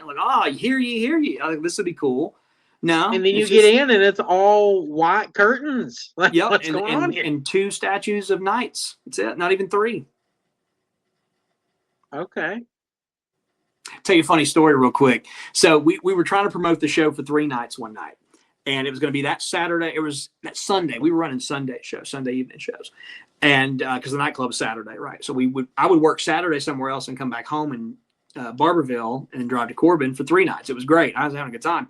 But 3 Nights Club, they wanted to promote the show because the promoter wanted to promote the show. So we were at the 3 Nights Club catting around trying to be some handsome young men. And I like to dance, right? So I was dancing, just having fun, whatever. And the promoters, the owners of the club came up and were like, hey, is there anything we can do to help promote the show for tomorrow? And I just bullshit. I was like, yeah, we can do this contest and blah, blah, blah, blah, blah. So I came up with this. Oh, my God, my buddies. I came up with the idea of having the Corbin's Wildest Woman. I think is what we ended up calling it, right? So we get up on the mic. There's a floor, and then there's like a podium up here where the DJ booth was. And so we went up to the DJ booth. And I had just started working like a shoot job. So I had some money in my pocket, right? I had about $400 on me. I don't know why I thought it's cool. I did have $400 on you, but I did. So I have this wad of money and this cool, real cool Scarface money clip I used to keep, right? Loved it. Anyway, $400 in the Scarface money clip. And I said, I can't remember, I'm paraphrasing, but we basically said it was me and my two buddies. And we were here to find the wildest woman in Corbin. Not only is she going to win $400, she's also going to get front row tickets to the show tomorrow night, right? Of course, right? So then we just had some fun with it. So of course, immediately we get like 3 or 4 girls come up and start dancing on us, and we're like, well, this worked, right? That's what I wanted to do, and so that was perfect, right? We thought that was funny, and then it turns into a whole thing. It got way too big because then it was like, all right, now I got to figure out how I'm going to give this money, right? Because clearly I was not going to get $400 anyway. So we then Scotty came up with the idea, and he goes, hey, here's what we can do. We can say we thought it was a 21 and up club. And I was like, oh, well, okay, well, how do we get out of that? And he explained the whole spiel. So then we go up. We're supposed that to sounds just like Scotty. Oh, yeah, it was. It's great. Scotty's going to find a way out of it. So we announced the winner, right? And she comes up, and she's so excited. And so we're like, all right, cool. We gave the tickets away or whatever. And then we said, sorry, so we only have half the money, so we can get the rest of it tomorrow night or whatever, so we can give you this now. And then it was like, all right, we just need you to sign these release forms, blah, blah, blah, blah, blah. And so as long as you're over 21, we're good to go. And she goes, oh, I'm 19 or 20 or whatever. She was not 21, right? So, and at the time I was 17, 16, maybe. So I was young. And Scotty was older, but I was maybe 17 at most. So anyway, so we're like, well, what can we do? So then we blame everything on Scotty. Well, Scotty, you're the one that did all this in front of them, right? Because it's a group of girls. And Scotty, you're the one that said all this, blah, blah, blah. We created this whole no business needing angle. And then the girls, like 4 or 5 of them show up the next night to the show. And they see Scotty get fired in the ring because he organized this contest that was not up to ASWA standards and was not approved. So he is hereby fired and banned. So Scotty had a loser leave the gimmick or loser leave town without losing. He just had to leave. And so like the girls there, they were super sad. They came up to us afterwards. We didn't mean to get him fired and blah, blah, blah. And Scotty, of course, being Scotty, just played that up. Like, well, I'll figure out what I can do, and see where I can go. And Scotty didn't work a show outside of the crowd for like forever, just in case they came back. He would just show up and help out in the back because he did not want the girls to see he was still wrestling. Oh my God. Yep. Yeah, it was fun. Good times. 3 nights club. Scotty always racist was 3 nights club. I remember talking to Scotty and being like, dude, maybe it's time to just step away. Like, nah, we'll never do it. Never would. He wouldn't do it. Like we had in-depth conversations. Scotty would call me. We became buddies when I was in high school, still obviously, and he was a little older. And every day at 3:30, Scotty Ray would call me on the phone every day to talk about wrestling, whether it was the new gear he'd come up with, a new spot he wanted to do, a new song he wrote for his character, a new angle he wanted to do. Every day for at least an hour from 3:30 to 4:30, I know I was talking to Scott, and it was going to be a nonstop conversation. And as soon as Scotty was done talking to you on the phone, he'd go, all right, bye, and just hang up. He wouldn't give you a chance to rebuttal for nothing. If he could talk for 30 minutes and go, all right, bye, and just click, you would never hear, you'd have to call him back. So, yeah, I would do that every day. So I know all about what Scotty would have, how he wanted things to do, and how he would have done this and what he was into. Up until we got sideways with each other before he passed away. And I hate that. I truly, truly hate that. One of my best friends ever. And we got sideways over bullshit indie mud show wrestling. And then he got sick and I never spoke to him again. I hate it. But it is what it is. Yeah, I don't think that Scotty does not seem like the type to have held it. Like, I don't think that he would have held that grudge long anyways. Oh, brother. No. Yes, sir. Yes, sir. I was told that if we wanted to make things right, I had to come to him and apologize. I didn't. There was nothing. And again, I'm not going to get into it, but there's nothing I did. I wrestled is what I did. I was able to wrestle and get booked, and he got very upset about some things and basically wrote me off. And that sucks because I hate I lost him. He was a great friend, and then he passed away. I never have understood taking it that personal. Like, yeah, it's a big deal. A, It's a big deal it's to him. indie wrestling. B, majority of them are not going to make a living at it. Yeah. Not going to happen. Yep. That's I get it. I have always really liked that about you personally. Because you're the type that gets that everybody has a role on the show. Yeah, that's true.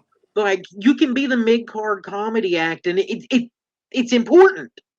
Like, you don't have to be the main event guy every show. I like opening shows.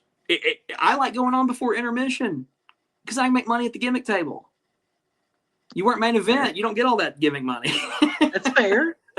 It's true. It's absolutely true. I would love to go on before intermission. Right before intermission was perfect, especially if I won, right? If I went over, I was going to the table all happy, right? And that was perfect for me. But like on the other side of that, I loved working main events because you worked different. It's not the same now. I will specify that. If you go to an indie show, everybody in there, if it's not ran proper, everybody and their brother will make their match the main event match. You know, and everything's going to have the kickouts, the fights in the crowd. All of that will be interjected everywhere. Yeah, and what's a finishing move? Yeah, right. That goes against everything that I was ever taught about how a show is supposed to go. And so, like, I just watch it and go, okay. And then because Jerry Lynn said this the best I've ever heard it explained. The boys have made it harder on the boys. And I remember him saying that. And I said, yes, Jerry, do you know the matches you had with Rob Van Dam that everybody goes on about? You know, we had that conversation. I'm like, you're part of it. And he agreed. He said, I know. Like, those matches also inspired people to do shit that we did at a, there's a Jerry Lynn Invitational tournament that I'm sure is going to be full of those kind of matches. Yeah, exactly. And that's exactly what it'll be. So, like, you get taught this one thing and you see something else and you go, no, let's not do it this way, right? So if you put me on first, you're going to see an opening card match. If you put me popcorn match, you're going to see a match where people are still buying concessions and I will do what I need to do. But if you see Ryan Dookie in the main event, you're going to see all the stops because that's what I do. If I'm babyface or heel, I will work completely different in a main event than if I am working in an opening match. That's how it should be. And it is not that way now on television. It's not that way on indie shows. And because everybody wants to be a star, everybody thinks they're the best, and everybody wants to have the best match on the card. I absolutely get that.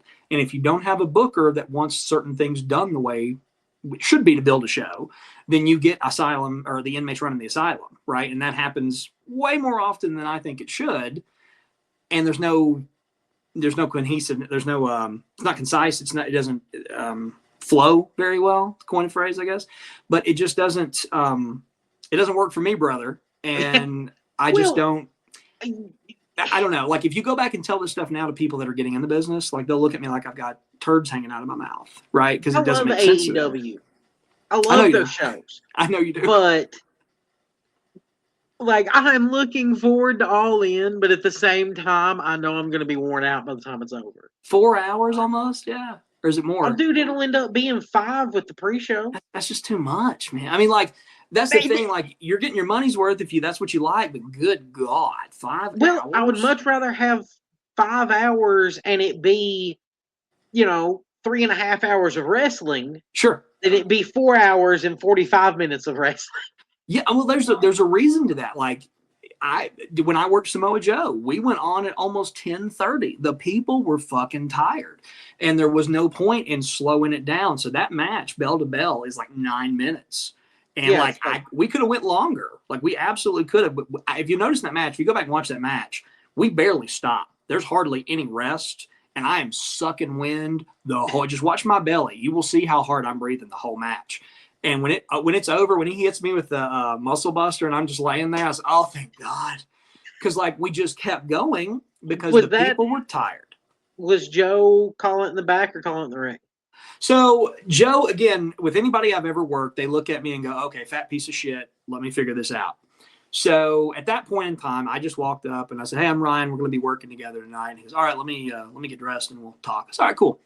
So walk away, let him do his deal. He's on his phone, blah, blah, blah. Come back.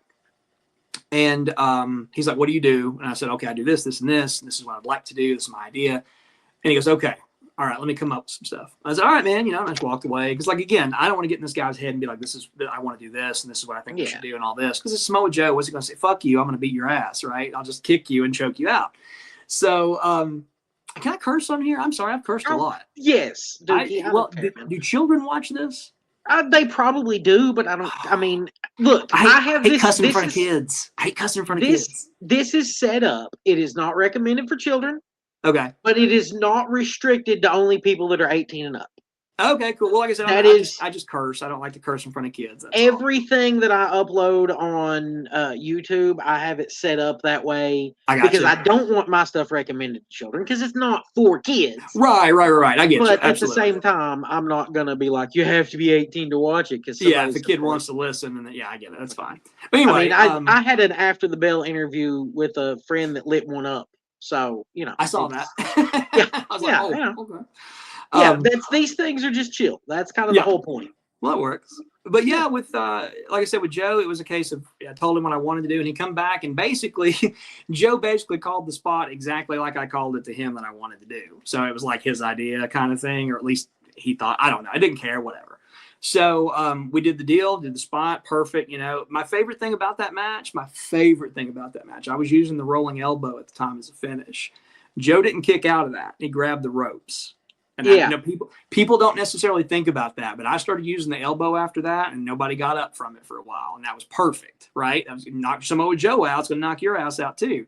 And I used that for so long until everybody and their brother started using it, and I was like, all right, I got to change it up again. But you needed that Misawa golden elbow pad. Yeah, I needed that. Yeah, Misawa-san should have given it to me, and I would have knocked some more people out. That's what it was. That damn Chris Hero had it. Oh, I loved that gimmick. Yeah, when Chris Hero did that. Yeah, absolutely. That was fun. Those were the good days. The good old days. Absolutely. Yeah, I remember those fondly. Irish Airborne on the pre-show. Yeah, you know what's funny with I was when I did the Impact show, they were there, right? Okay. And I had a different impression of them when I saw them at Ring of Honor than I did at Impact, for sure. I thought they were taller, and I thought they were better. I'm not shooting. I'm not being bad. When I saw them at Ring of Honor, they're completely different than how they were acting at Impact. And one of them had a really, real fucking rotten opinion about some guys that are good workers. And I said, "Oh," so I was like, "Okay, well, I'm not going to talk shop with them. We'll just listen to them and go on." But other than that, Irish Airborne, Jake is the one that's still working. I'm not sure which is the one that burned the IWA belt because he's my favorite. I think it's Jake because Jake is part of. Oh, I've met Jake. I met Jake 100 times at PWF. I forgot. Yeah, Firestarter, Jake. Okay, Firestarter. There's a new Ohio is for Killers. Okay. And it's Jake Christ, Rich Swann, and oh my God, they just won.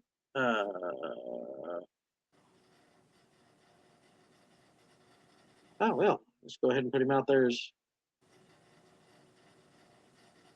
Sorry, I'm gonna go nuts if I don't look it up. Yeah, if I was gonna pretend like I was frozen. There we go. Trey Miguel, duh. Oh, Trey. Yeah. Cool. Yeah. And those three guys, fucking great. I don't know if you've gotten a chance to see any Wrestling Revolver. Yeah, well, I haven't watched. I've seen some stuff that people have sent me on YouTube and things. I've seen that. I haven't sat down and watched the whole show, but that's Sammy's promotion, right? Yes. Okay. Yeah. They had Myron Reed and Killer Kelly against the Outbreak. Okay, I don't know the Outbreak, but I know Myron very well. Okay, I love the Outbreak. Yeah. They're a tag team in JCW. They're zombies, but they make it work. Okay. Like it is hilarious. Like. Not like how stupid. No, like the way that they'll to get a tag and shit. I get that. Like that stuff is funny to me, but I am weird about wrestling, like and that kind of thing. Like some of that stuff will pop me, and other stuff I'm like, that's awful. We should never watch that. So it's one of those deals I have to see it and go, okay, that's cool. I get it, right? Because you can do some real bad stuff. as much of a JCW fan as I am, I cannot get into Stephen Flo. Stephen Flo. That is the only part about Stephen Flo that's memorable to me. I haven't seen him work. I just know the song. So. That's funny, though. Cocaine, he's won me over. That's funny. Who else there? A couple of the cats that I dig. Caleb, I like Caleb a lot. Caleb Conley. Caleb's great. Did you see the NGW match he's got coming up? No. You don't do social media anymore. Yeah, I'm not online. So unless somebody says, "Hey," I don't know. Okay, NGW is going to have for the JCW title, Caleb Conley and Avery Styles. Oh, that's cool. I figured, when I saw Avery was working, I would figured it wasn't long before NGW would call him to book him. Well, that was his first show. NGW? Avery and CJ Gallows teamed up with Luke and Carl. For Cody and them? Yeah. I had no idea. It was an 8-man tag. Yep. Huh. I met Gallows kiddo this past weekend at AMW Super Bowl of Wrestling. He was there. And I spoke to him a little bit and just tried to throw some advice. I'm like, hey, listen to your dad for everything is what I said. I said, but more importantly, I said, don't listen to the internet. I was like, you do your deal, get over, learn to work the best you can, figure it out as you're going. You've got a great teacher in your father to guide you and give you the advice you need to hear and what not to do. And I said, just make sure if this is what you want to do it 100% and don't let anybody stop you from it. And he's like, I appreciate that. So he's a nice kid. He's got a good look. What I've seen of him's a decent worker. So he's got all the potential right there. He worked with Chris Masters, who I think I made upset. But what'd you do? I asked him, I said, why aren't you back in New York? I said, why have you not been back? And like, clearly there's heat and I just didn't know about it. So he was like, well, it's complicated. I was like, okay, I'll leave it at that. So, okay. Yeah. But I'm like, he's tailor-made. He's tailor-made for WWE. Why is he on the indies? He clearly still loves wrestling or he wouldn't be working the indies, but he's not on any major promotion. And I don't know, right? I don't know the guy personally. I don't know anything else about him. I just know it's really interesting that he's still working indies, still looks as good as he does and still is able to go and nobody wants to use him. I don't get it. That is odd. Yeah, like I said, it's definitely something else there that we're just not going to know. But again, shout out to Chris never Masters. know who has the egos. We have found that out from all the stories coming out from people that left AEW that were like, yeah, I didn't want to lose. Apparently, Miro and Andrade and Aleister Black were all picky about their losses. Well, what's funny? Like, I get that. Because if you're going to be on top or you're going to be presented in a certain way, you don't need to put everybody in the brother row. You don't need to do a lot of jobs, but when you do a job, it needs to mean something. And I can't speak for AEW's booking because I don't watch it. But I think if you give the talent the option to say, I'm not doing that without some type of punishment involved to say, okay, if you're not going to listen to me, then this is what's going to happen. Yeah. Other than taking you off TV is one thing, sure, but I would beat you into powder. I'd just job you out everywhere and beat you into powder and keep you off TV. But anyway, everybody's got their own quirks to that. Everybody's got their own things they want to talk about when it comes to it. So that's my opinion on it, but it is what it is. I really I had soured on Andrade. Yeah. In AEW until right towards the end of his first contract. When he went into the Continental Classic and just started putting on bangers every week, I was like, oh, so this is why we like him. Yeah. Oh, this is back. I get it. Yeah. Yeah. And then when he went to WWE and they didn't use him there. Yeah. As soon as he came back to AEW, the switch was back on. Yeah. Back on. Yeah. Yep. Yeah. He's opening up the Casino Gauntlet Battle Royal thing against MJF. Okay. Yeah. Well, I hope he wins. I don't care if he wins or not. I just find him fun. I get it. I appreciate that. So you've worked for Appalachian Mountain Wrestling lately. You're saying that you're pretty much done. What do you consider? Because I saw your retirement match for Oh, okay. I had a couple. So the first time I quit the business for my kiddo. When I found out Logan, my son, got diagnosed with autism, I was like, all right, well, I'm not going to beat myself up the weekend anymore, right? So I took a long time off. I don't know how long it was, but I didn't have I didn't wrestle at all. Just staying home with him, and let's try and figure this thing out. Let's get a plan together how we're gonna make this all work. This is our life now. We got to figure it out. So I tried doing that, and then eventually got to the point where it's like, okay, I probably can go back wrestling, right? Maybe once a month or something. That's not gonna be so bad. And my first match back, they booked me against Jerry Lynn, and I was like, oh my God, I hadn't been in the ring in like 8-9 months, something. And so I had to I literally lost 30 pounds before I had that match because I was like, I'm not gonna get blown up with Jerry Lynn my first match back. But never say never. Like I said, it's just a matter of I don't think I should wrestle. I want to. That's talking to an older gentleman, friend of mine, and he says, I feel 25. And then I look in the mirror and I see a 68-year-old. And I'm like, I'm starting to feel that way, right? Like I feel 23, 25 years old. That's a good analogy for me, especially about maturity rate. And you look in the mirror and I'm like, oh, God, I'm bald and gray. Oh, well, this is not a 25-year-old man. And so reality feel really starts to set great in. until I take a staircase. Do what? I said I feel really great till I take a staircase. Sure. I feel and then my knees remind me you've carried around 400 plus majority of your life, pal. Let's think about it. Yeah, I can imagine. It hurts. Yeah. And I really think of that and then taking that weight and falling down on your back on a piece of wood. It's even worse. Diving, not just that. I couldn't imagine double axe handle off the turnbuckle. The impact on your knees.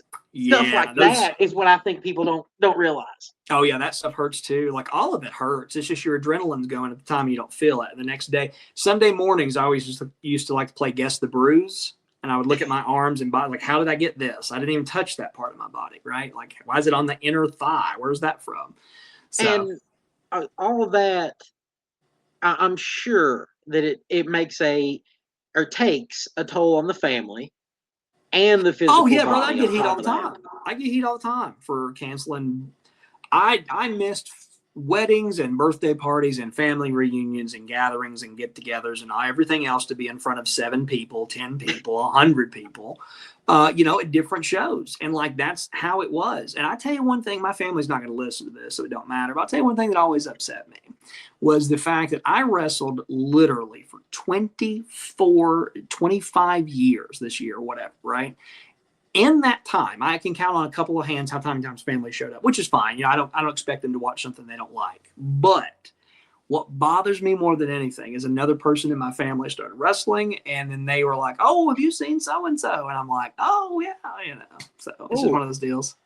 It's one of those deals. It's like, and again, it comes from looking at me, seeing this belly. There's no way he's an athlete. There's no way he can do those things. But this guy, he's huge. He's muscly. He can do this. And then, it's just the body of work is just, it's not there. And it's what it is. So. Yeah, I get it. No offense to him, no offense to that at all, or any of his family or whatever else. But it's just like, man, I was pretty good, and nobody in my family. It would have been nice to have had some support. It would just been cool to show. That's one thing I've never gotten to do that I've always wanted to. I've always wanted to wrestle in front of my dad. We became estranged when I was basically 9, and I always loved my dad. I always looked up to him, and he's the one that took me to Smoky Mountain Wrestling. He's really what instilled this feeling of wrestling, and because I would not have had that without from him, right? And I would have loved to have wrestled one time in front of him, or him see a big match of mine or something like that in person. I think that would have been the coolest thing for my dad to see me, because it's just been fun, right? Validation of, hey, I told you I was going to do this, and look at me, right? My mom's been in a bunch of matches, and I'm not talking bad about my family. I love my family. They've always supported me. It's just funny how the perception of what you look like tells everything about who people think that you are, right? Yeah, I had a podcasting personality recently decide to take some shots at my wife's weight. That's shitty. Yeah, some fucking bitch that had an issue with me and my sense of humor. And my wife was like, "Why don't you just grow up?" And this girl decided that my wife was a heifer, so she can get fucked. Man, stay off the internet. Stay off the internet. Yeah, I mean, really. Because here's the thing. It doesn't matter what you do, Aaron. It doesn't matter what you do. You could be the nicest person in the world. There's somebody's going to talk shit about you. Always. Yeah, and people have talked a lot of shit about me over the years. I just prefer to talk shit about the truth.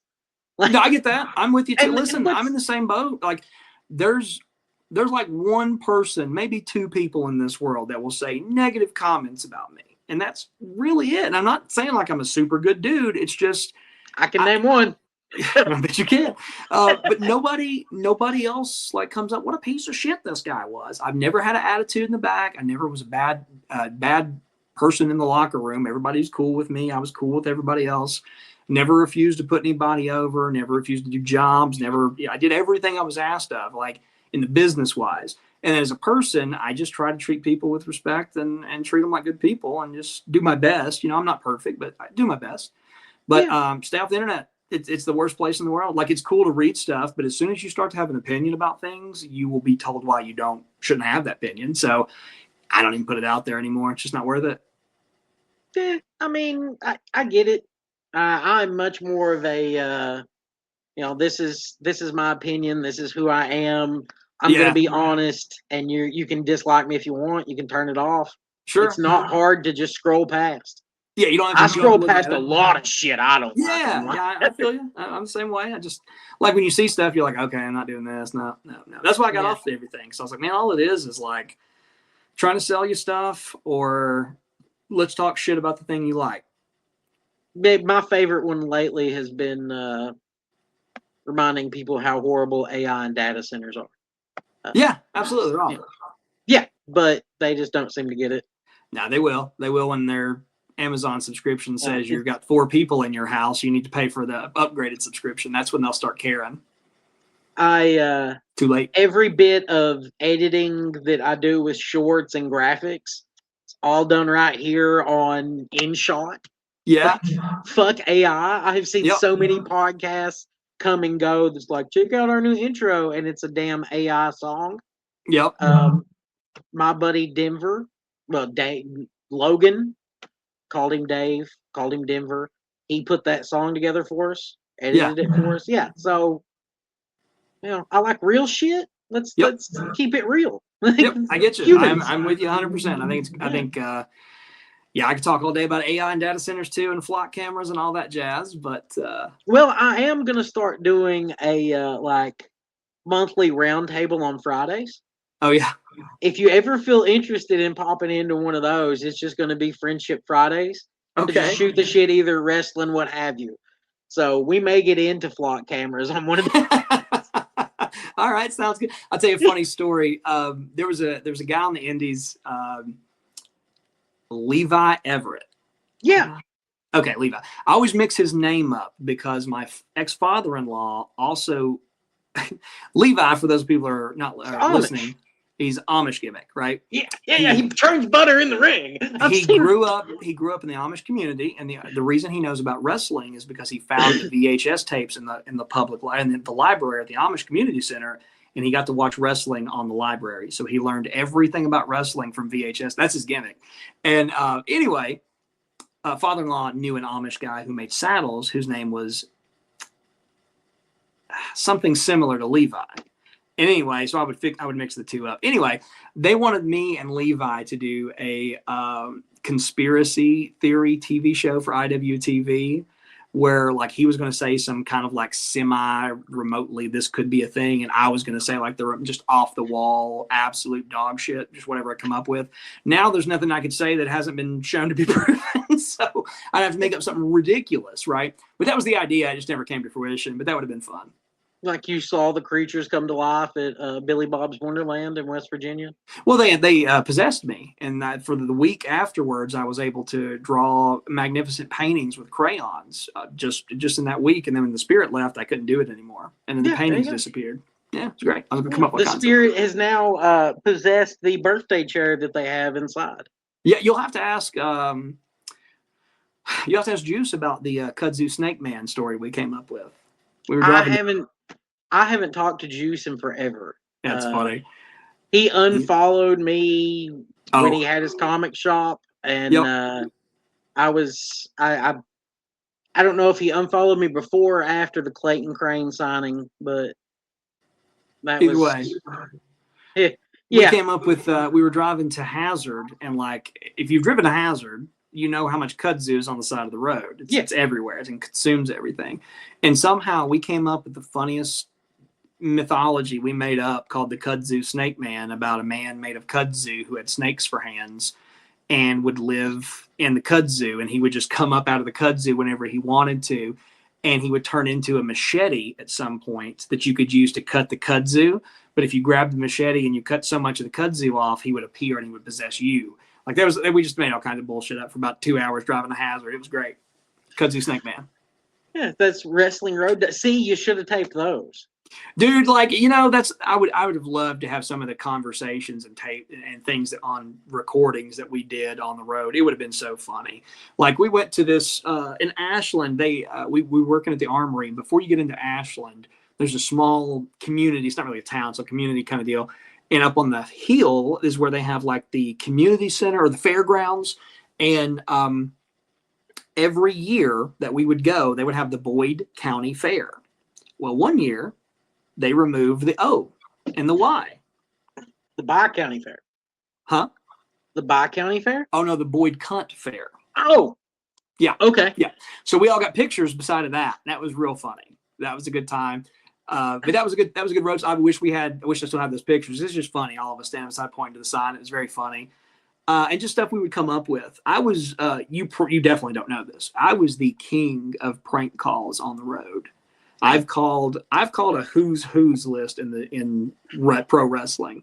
I prank called Sting. I talked to his wife. I prank called DDP several times.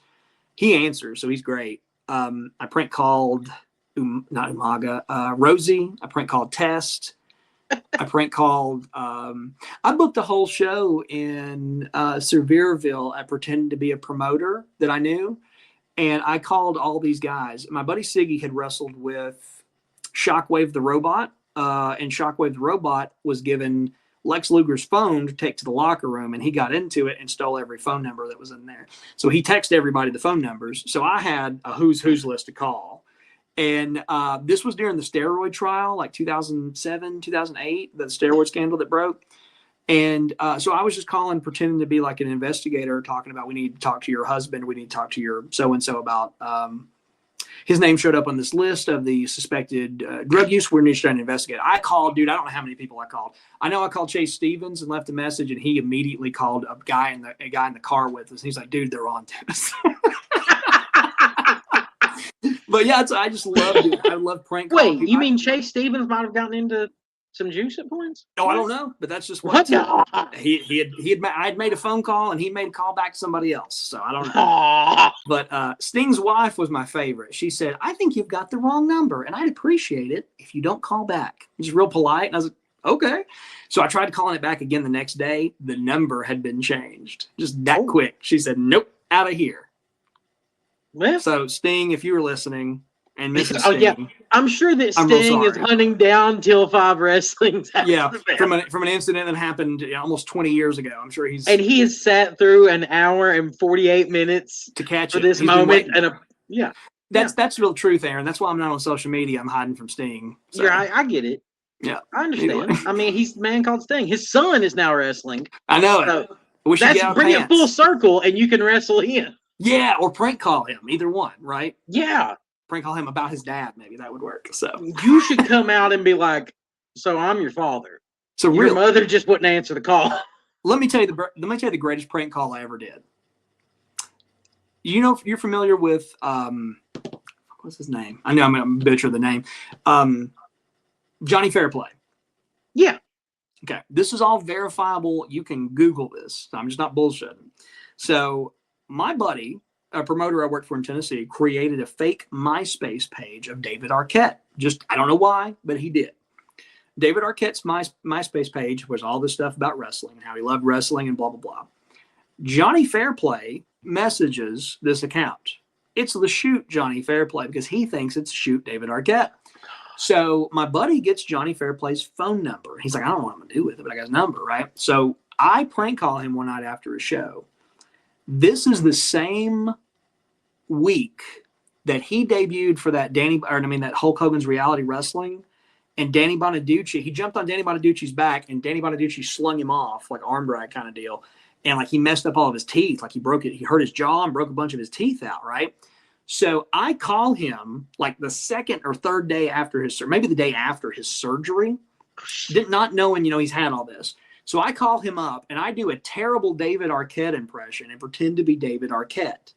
And I said, hey man, I got your number from MySpace. I wanted to call and personally talk to you about you coming in to manage me for TNA Wrestling. I'm going to get booked down there in a couple months. I want you as my manager. I said, together we can get a lot of heat. Something, paraphrasing, but something along those lines. And dude, he was all about it, but he was messed up on painkillers, right? So he thinks I'm David Arquette. And so he's just, yeah, man, that sounds great, And I was obviously this guy's not going to know shit in the morning, right? He's going to wake up and think this is a dream. So we talked for about 30 minutes about what I wanted to do as David Arquette and what Johnny Fairplay would get to do. So then that was Saturday. My buddy calls me at lunch or when I was on lunch at work, and he said, my shoot job. And he says, have you seen the dirt sheets? And I was like, no, I wasn't reading the dirt sheets at the time. He goes, check them out. So he tells me the link to go to, because I didn't have a smartphone at the time, so I don't think they were invented. But maybe they were. So. They might have been. I don't know. Not in our part of the country. Probably flip phones with that. Anyway, so I do the deal. I go nodq.com or Lords of Pain, one of those that come up at the time.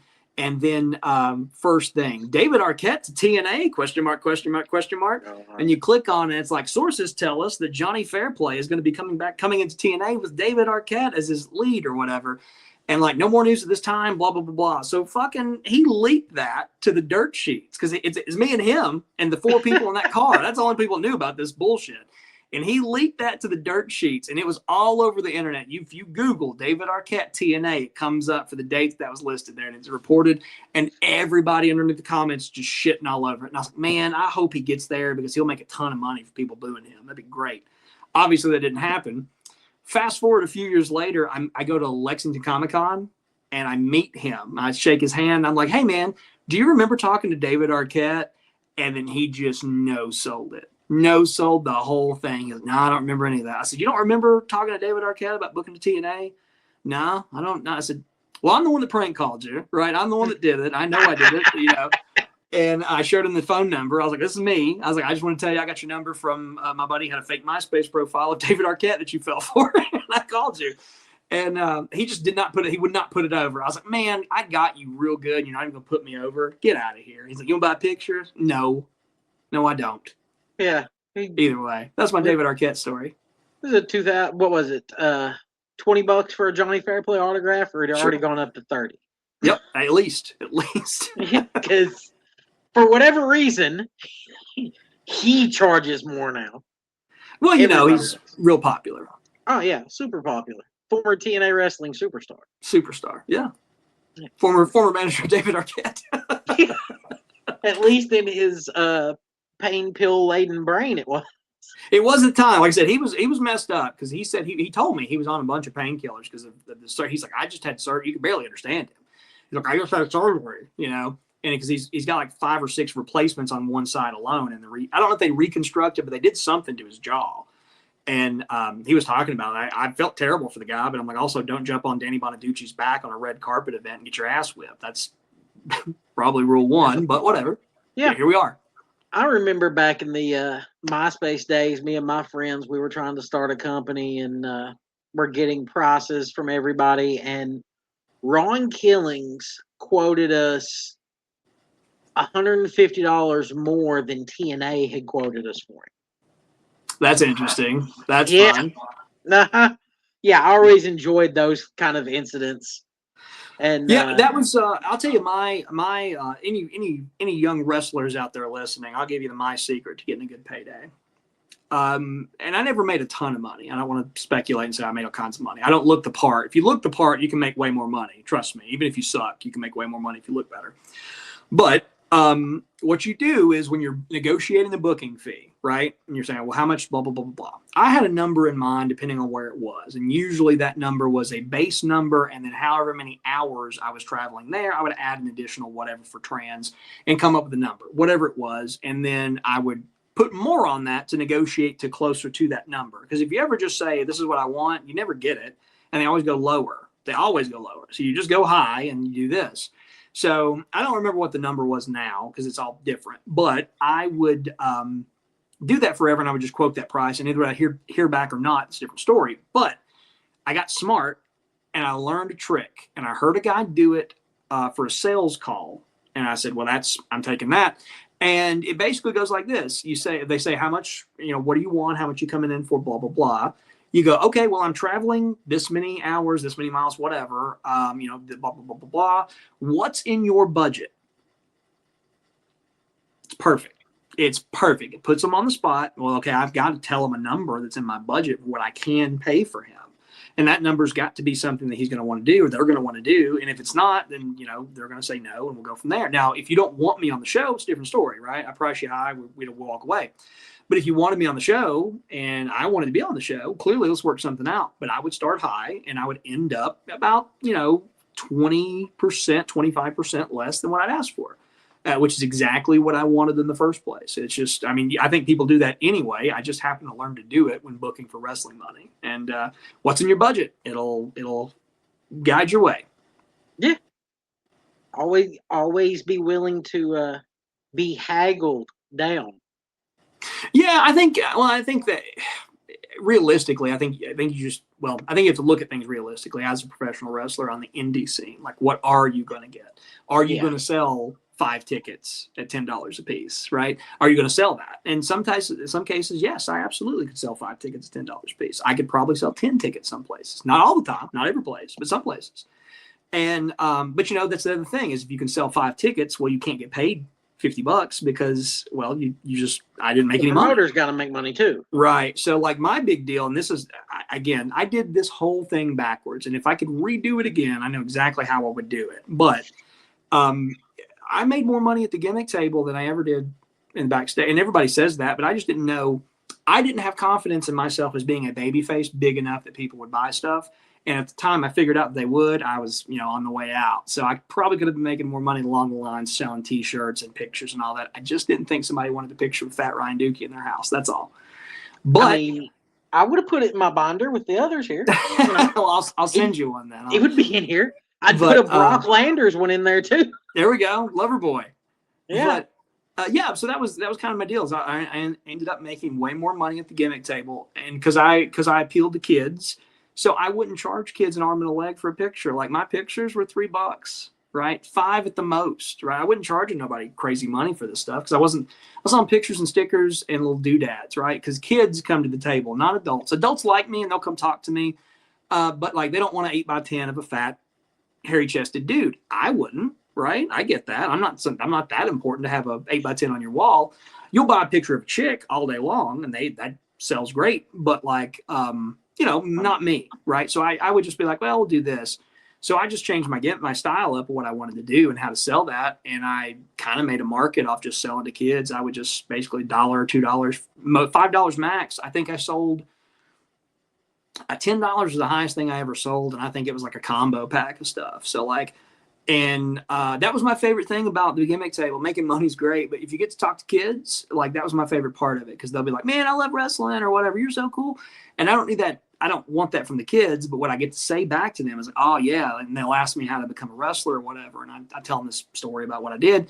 But then my favorite thing is I try to not give back, but I try to encourage people because I feel like when I was a kid, when I said I wanted to be a pro wrestler, nobody really pushed me for that, right? I get why, but like that, I didn't stop me, right? It's still like I made it. But like I tell kids, if they come up to me and they're talking about wrestling or anything, and they talk about living their dreams, I say do it. Go out and live your dream, do the thing you want to do, and don't let somebody else stop you. That as long as you're not hurting yourself or hurting anybody, do whatever you want to do, especially if it's going to do something to make yourself a star or money or whatever it is. And there's nothing wrong with having a career also. No, absolutely. Do whatever you want to do. I feel like a lot of young people and a lot of young wrestlers especially fall into that I'm just going to be a wrestler, and then they don't really know what to do after 10 years. Hey, I'm right there. I'm right there.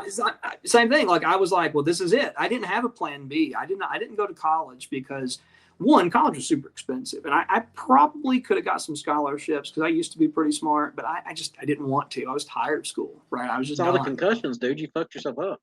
Probably, but I was just done. Like I don't want to go do this school because what am I going to do? I'm going to sit for 4 years, and they're going to tell me to go out and do this job, and I get a piece of paper that says I can do it and get more money for it. That just doesn't make sense to me. And now you see everybody's in a student debt crisis, so maybe I did avoid some. Regardless, I managed to go. I had $10,000 in debt when I graduated. oh wow, Nice little piece of paper for broadcasting. We sold my grandmother's house, and I paid off my student loans. it's pretty good. You got out all right, yeah. And now I I know work in people insurance. Yeah, right. Yeah, I feel you. I had But, I had enough scholarships and random stuff like financial aid stuff Yep. that I got. So I was like, okay, cool. Yeah. Yep, I could have went to Berea for nothing. I think Yeah. I'm pretty sure I had a free ride at Berea, and I absolutely turned it down because they would not allow freshmen to have a car on campus. Nope. And I said, how am I going to make it to shows? And I literally turned down college. So I'd be a wrestler. I know that's stupid, but like that's what I wanted to do, and I did. So here I am. Consequences of my own actions, I suppose. But I don't know anybody that's accomplished a lot from Berea College, so I don't feel bad. well, I mean, I'm not going to shit on Berea College here, but I get what you mean. I say this as an EKU graduate. Okay, fuck Berea College. Right. You're right in the ass. Fuck those Yeah. guys. Yeah, eternal kernels, damn it. Yeah, I've got a degree that I don't work in the field of. My stepdaughter's got a degree that she doesn't work in the field of. Go EKU, get those college degrees. They're very important. Very important. I don't know anybody that has a college degree that has a job in their field. And I'm not shitting on anybody. I just don't know Teachers. anybody. Yeah. I know a couple mean, of teachers. yeah, that's okay. I'll give you that one. Yep. That's probably right. Yeah. That's about it. We're in an area that's all that they do. We're all taught to be teachers. Yeah. Well, because it's the most not easy career. I don't mean like it's the easiest to get into. I think if you get a teaching degree, you can definitely find a job, especially now because nobody wants to pay anything. Dude, Kentucky for the longest time would allow you to do alternate certification if you had a bachelor's in anything. Oh, I didn't know that. That's interesting. And you could defer to like your last 10 years of teaching to having a master's. Oh, okay. That's why so many like football coaches and stuff teach history or psychology or whatever. It's alternate certification. Okay, I gotcha. And I was like, oh, so I can be a history teacher. Yay. That's fun. Yeah, I wanted to be a teacher, and then I was like, man, no. It's not that I don't like teaching, because I like kids. I do a kindergarten deal because I think kids are great. But like, it's not for me. I decided I couldn't handle a classroom like me. See, I like people of all whatever. Like you can be a wild one, or you can be a quiet one, or you can be like me and just talk your head off. Whatever, we'll do it. But like, I just realized I'm probably too open for kids at that age, and I probably would say things I shouldn't about life and things. And so I'm like, maybe I should scale it back. Maybe do high school. But then I was like, I'm not gonna be a teacher. I ain't doing that. I had thought about mine was high school because I knew my mouth would get me in trouble with young children. Sure. Obviously, I know that about myself.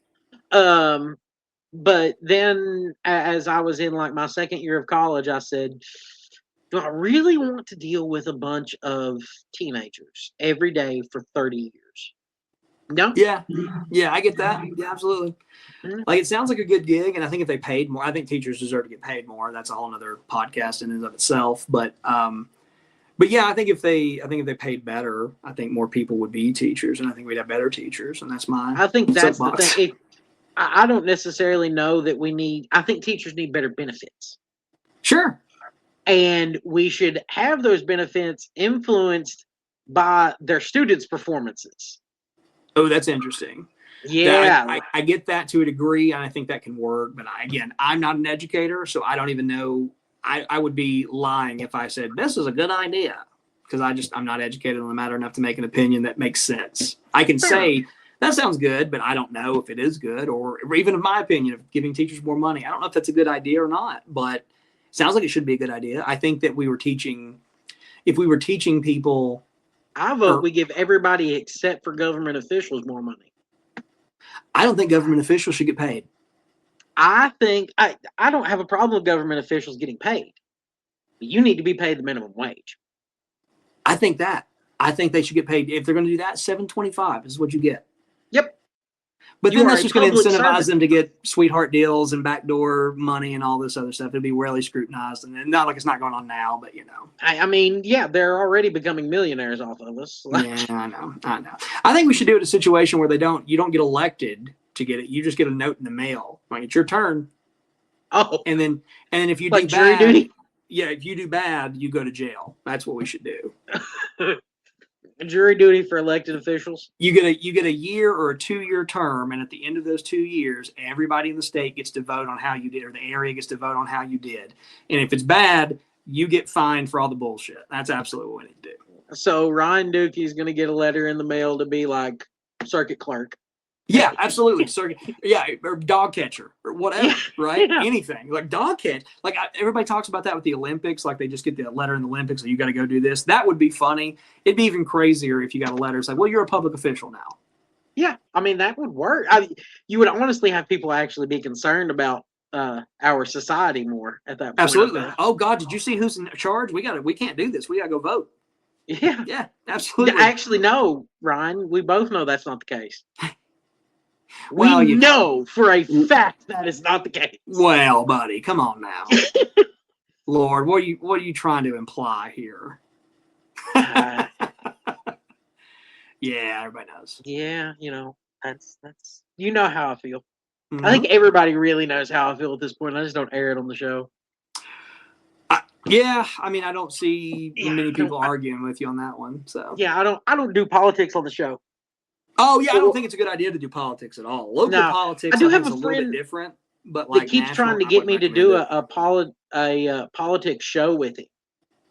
Yeah, and I'm I'm just like, not a no. political dude. Like I have my opinions about stuff, but I am certainly not a political analyst or anybody that would be able to say, "Well, this is what I think." Again, back to that. This is what I think. I'm I'm not that guy. I'm not well read enough on it to sit and argue for an hour, but I'm Yeah. enough about human decency and morality to be like, well, that's shitty. Yeah, everybody's a good judge of what's shitty or not. I think, Yeah. and We should be, we should be, but the things know that what we isn't shitty? accept. What? and you're gonna love this segue. My sponsors at Stover's Liquidation, you can see them at 481 Tulsa Road in Oak Ridge, Tennessee. They've got all the liquidation and wholesale home improvement items you could need. If you're in the process of a remodel, go by and see them either in Oak Ridge or at 452 West Broad Street in Cookeville, Tennessee. They're both open from 8 a.m. until 6 p.m. They're closed on Sundays and available 24 hours at www.stoversliquidation.com. Go by and see them and tell them that Till 5 sent you. Wrong button. There we go. Are you Like telling me that Stover's Liquidation has 2 locations in Tennessee, 2 easy to find locations, and Yes. available online 24 Yeah. hours a day? That's right. 5 days a week, or Cook- 6 days a week, they're 6 in days a store? week. Cookeville and Oak Ridge. Dude, they've got stacks on stacks on stacks of all the flooring that you could need. Man, I need to put down some new flooring. I'm so glad you recommended this sponsor today. Go by and see them at 452 West Broad Street. I expect to discount my flooring, pal. Well, I tell you what, go by to the Oak Ridge location and tell them that Till 5 sent you, and they will make sure to take care of you, I'm sure. I will. I'm gonna go to Yeah. Oak Ridge tonight. I got a big flooring problem in my house. Yeah, load up and drive down to Oak Ridge. Here we go, the secret city. Well, Ryan, I really appreciate you joining me, man. This is Yeah, I've had a it's been blast. fun. It's been fun. Yeah, it's been a good time. I don't know what else there is to talk about. I feel like we've covered most of the career, the highlights at least. Yeah, I guess so. Like I wrestled in summary, I wrestled for about 24, 25 years, whatever you want to call it there. I got to meet a lot of really cool people. I got to meet some of my idols that I really enjoyed growing up watching. They got to give me some advice about being a pro wrestler. And Was there anybody that disappointed you? And yes, you're allowed to put them on the spot, especially if they're dead. Disappointed me. Psychosis. He comes to mind immediately. He showed up drunk and was very iffy, wishy-washy about the match he had. And He worked with Menace. I know you know Menace. I was at that show. Okay, cool. So yeah, he was drunk and he didn't want to, like at one point in the match, he like started to walk away and like Menace convinced him to come back in or coaxed him. I don't know what he did, but he got him back in, but that was not part of the match. Like he was really going to walk away and just not do anything. And I thought that was pretty shitty. I rubbed JD Michaels the wrong way. He didn't like something I said or did. And he, I mean, is that really much of a loss? No, I mean, like I said, it didn't bother me, but I mean, disappointed. That's definitely the case. It was just the way he said it. I went up to him and congratulated him. He had a really good match. The man was a great match. But he goes, yeah, no, thanks. And it was just like, he walked away. I said, man, fuck you. I was really hot. I was like, yeah, just whatever. They can fire me. Fuck you, buddy. That's a shitty way to be to somebody. Yeah, agreed. Yeah, I'm trying to think. There's not anybody that's, other than those two that I'm sure there's somebody else that may be disappointed, but I try not to dwell on that. I don't really think that's funny. You are such a positive, like you roll with the positivity, but you nitpick the fuck out of yourself. Absolutely. I'm the worst. I'm the worst ever. Like I'm going to go home as soon as we get off here, I'm going to go watch that match I had with Derek and pick it to shit. I'm like, oh yeah, I should have did this. That was bad. Why'd I do that? I'll do that more than anything. Why'd I do that? That looks dumb. That's the beauty of these is I will, like, after it's uploaded, I'll be like, fuck, I should have asked him about this. We should have done it. Has happened with every one of these because I don't like to come in with questions. I don't want it to be a normal interview. I get that. I want it to be casual, shooting the shit and talking about your career. Yeah, that's fine. Like because it's really after the bell. I really can't pick and say this guy disappointed me or this person did this or whatever. like I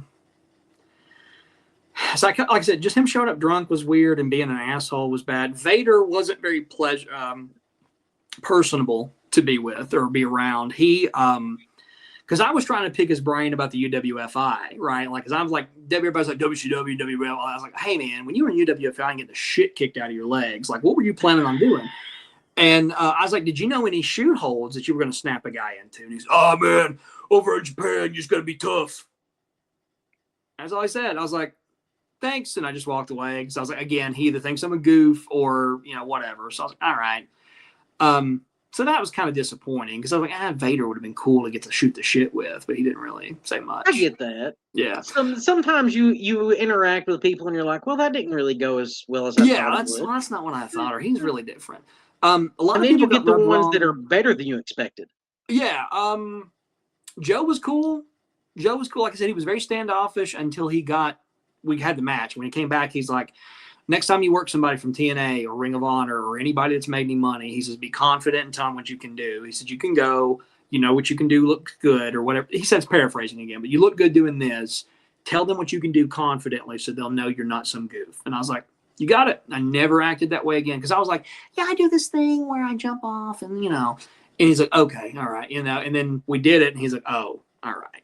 And so I actually do this thing where you jump. You're right. Well, it's like I went up to Davey Richards and told him I was over. That's how confident I was at that point. Because the promoter came up to me when I was working with Davey, and he goes, man, I was going to ask Davey to put you over. And I was like, okay, it's your job, right? Whatever. And he goes, you think I should? And I'm like, buddy, you're paying him. I was like, if you paid him to come in and do a job and he doesn't want to do the job, we'll deal with that. I'm not going to fucking fight Davey Richards. But I said, he's professional. And I said, all the bullshit he had in the past with all that taking that money when he left when Tony Kozina did the deal, I was like, they're over that stuff. I don't think they're going to be assholes about it. And he was like, I just don't know. And I got up and I said, hey, Davey, I'm Dookie. We're working tonight. Promoter's too scared. Do you want to put me over tonight? He goes, yeah, it's fine, man. Whatever you want to do. Perfect, Bubba. That's what we did. I looked at John and said, there we go. Right. And there it is. And at that point, like I said, after that Joe match, my confidence level just went through the roof. Not because I knew I was a great wrestler, but because I knew I could hang with these guys that were working on pay-per-views and drawing big money. It's like, I'm just not as good as those guys, but I can hang with them at least. I know that if I was working with those guys in TNA or Ring of Honor or WWE or whatever, that I probably had a decent shot at being a job guy with those cats, right? And how you get a job is you become buddies with everybody, and then you get jobs. But it didn't work out for me, but I stayed confident enough to act like I knew what I was doing, or at least pretended like I knew what I was doing. And I think the only other thing that you didn't touch on that you probably may not know about, and that's a whole other ordeal, is the whole Ian Rotten bullshit. But that's a whole. You had it? Oh no! Wait, fuck yeah! You have issues with Ian? I love it. Hey, no! So- if we get to shit on Ian Rotten, it makes me happy. So I don't remember when it was, or what year. Again, I'm bad with years, but Again, it's the conductor. NGW ran a show in Knoxville at this big gym, right? So like it's an athlete's training gym. I can't remember what Yeah, it's called. D1 Sports. I was there. D1. There we go. You know it. Yeah. So Ian was That's there where the at show. Psychosis show was. Yeah, that's exactly right. Psychosis. It might have been the Psychosis show that Ian Because was I at. I texted Rod and was like, "Can you please bring me some waters?" Because I knew he was coming, Yeah. and we were already there, and I didn't know where any place was. And he was like, "Yeah, sure, no problem." Because I was fucking dying in that venue. Please. But yeah, so Ian was like, I was at a table selling gimmicks or trying to sell gimmicks, and Ian was next to me, and I looked over and I was like, why the fuck is Ian Rotten here? Right? Because he wasn't booked, wasn't advertised, he's just there. Then he gets in the ring and cuts. It was SummerSlam. It was the day of SummerSlam because he cuts a promo talking about how we got a crowd of 300 people here and SummerSlam's going on. That tells me what kind of town this is, and I want to come here and show you what IWA is about. And I said, what in the fuck is going on? I go to the promoter. I'm like, hey, why is Ian Rotten here? And they're like, man, I'm not real sure. So I don't know. I don't know what they did or if they had anything or he just showed up and took over. I doubt that happened. But either way, Ian Rotten then said he was going to start running that building in Knoxville. And so I was against this because I didn't want Ian Rotten coming to town. I did not want the blood bullshit that got Kentucky to have the athletic commission up everybody's ass every time you run a show. That's Ian Rotten's fault. Yeah. I didn't want him coming to Tennessee and ruining the town. Everybody, and not that it was a big drawing money town, but it doesn't matter. If you have a shitty wrestling show in a good area, you're done. You gotta work so hard to get those people back. So I didn't say anything for a long time about it because I was just like, well, somebody's gonna say something. Somebody's gonna stand up and be like, Ian Rotten doesn't need to be in this town, or somebody's gonna say something. And nobody fucking did. And then I think a week or two before the show, it was pretty early on, I made a big Facebook post because I had Facebook then. And I made a big Facebook post off the talking internet. about. Do what? I said, stay off the internet. Yes, yeah, I am now. But Ian Rotten scared me. No. So I get on Facebook and I make this kind of this blanket statement. And I'm like, hey, I figured somebody else would stand up and say something. But I said, if you're going to go see Ian Rotten, this is the kind of bullshit show you're going to show. And I linked a video to the incident where they beat the shit out of that poor kid with Mickey Knuckles. You know what I'm talking about? Yeah. Yeah. Beat the shit out of this poor kid. I mean, beat the shit out of this poor kid. And then, like, the guys involved, like Tank, I think his name was, and he's like, it was at work and all this stuff. I was like, man, fuck that. That fucking kid messaged on the – I'm sorry. Anyway, so I put that out there. I'm like, this is the bullshit you're going to get. And, brother, I got tons of fucking heat. Mickey got on to me about some bullshit. Everybody trying to defend IWA. I think what's that fucking guy that does the announcing? Prazak. Dave Prazak fucking hated my guts. And he's like, this is what's wrong with indie wrestling. We can't have promotions doing – and I was like, no, it's bullshit. This is a hardcore wrestling promotion. This is a Southern pro wrestling town. You're going to ruin everything that everybody here has worked on. And I said, if people aren't willing to stand up for you not coming in here, I'm going to. As a adopted son of Knoxville, Tennessee, I'm going to stand up and say, we don't want this shit in our backyard.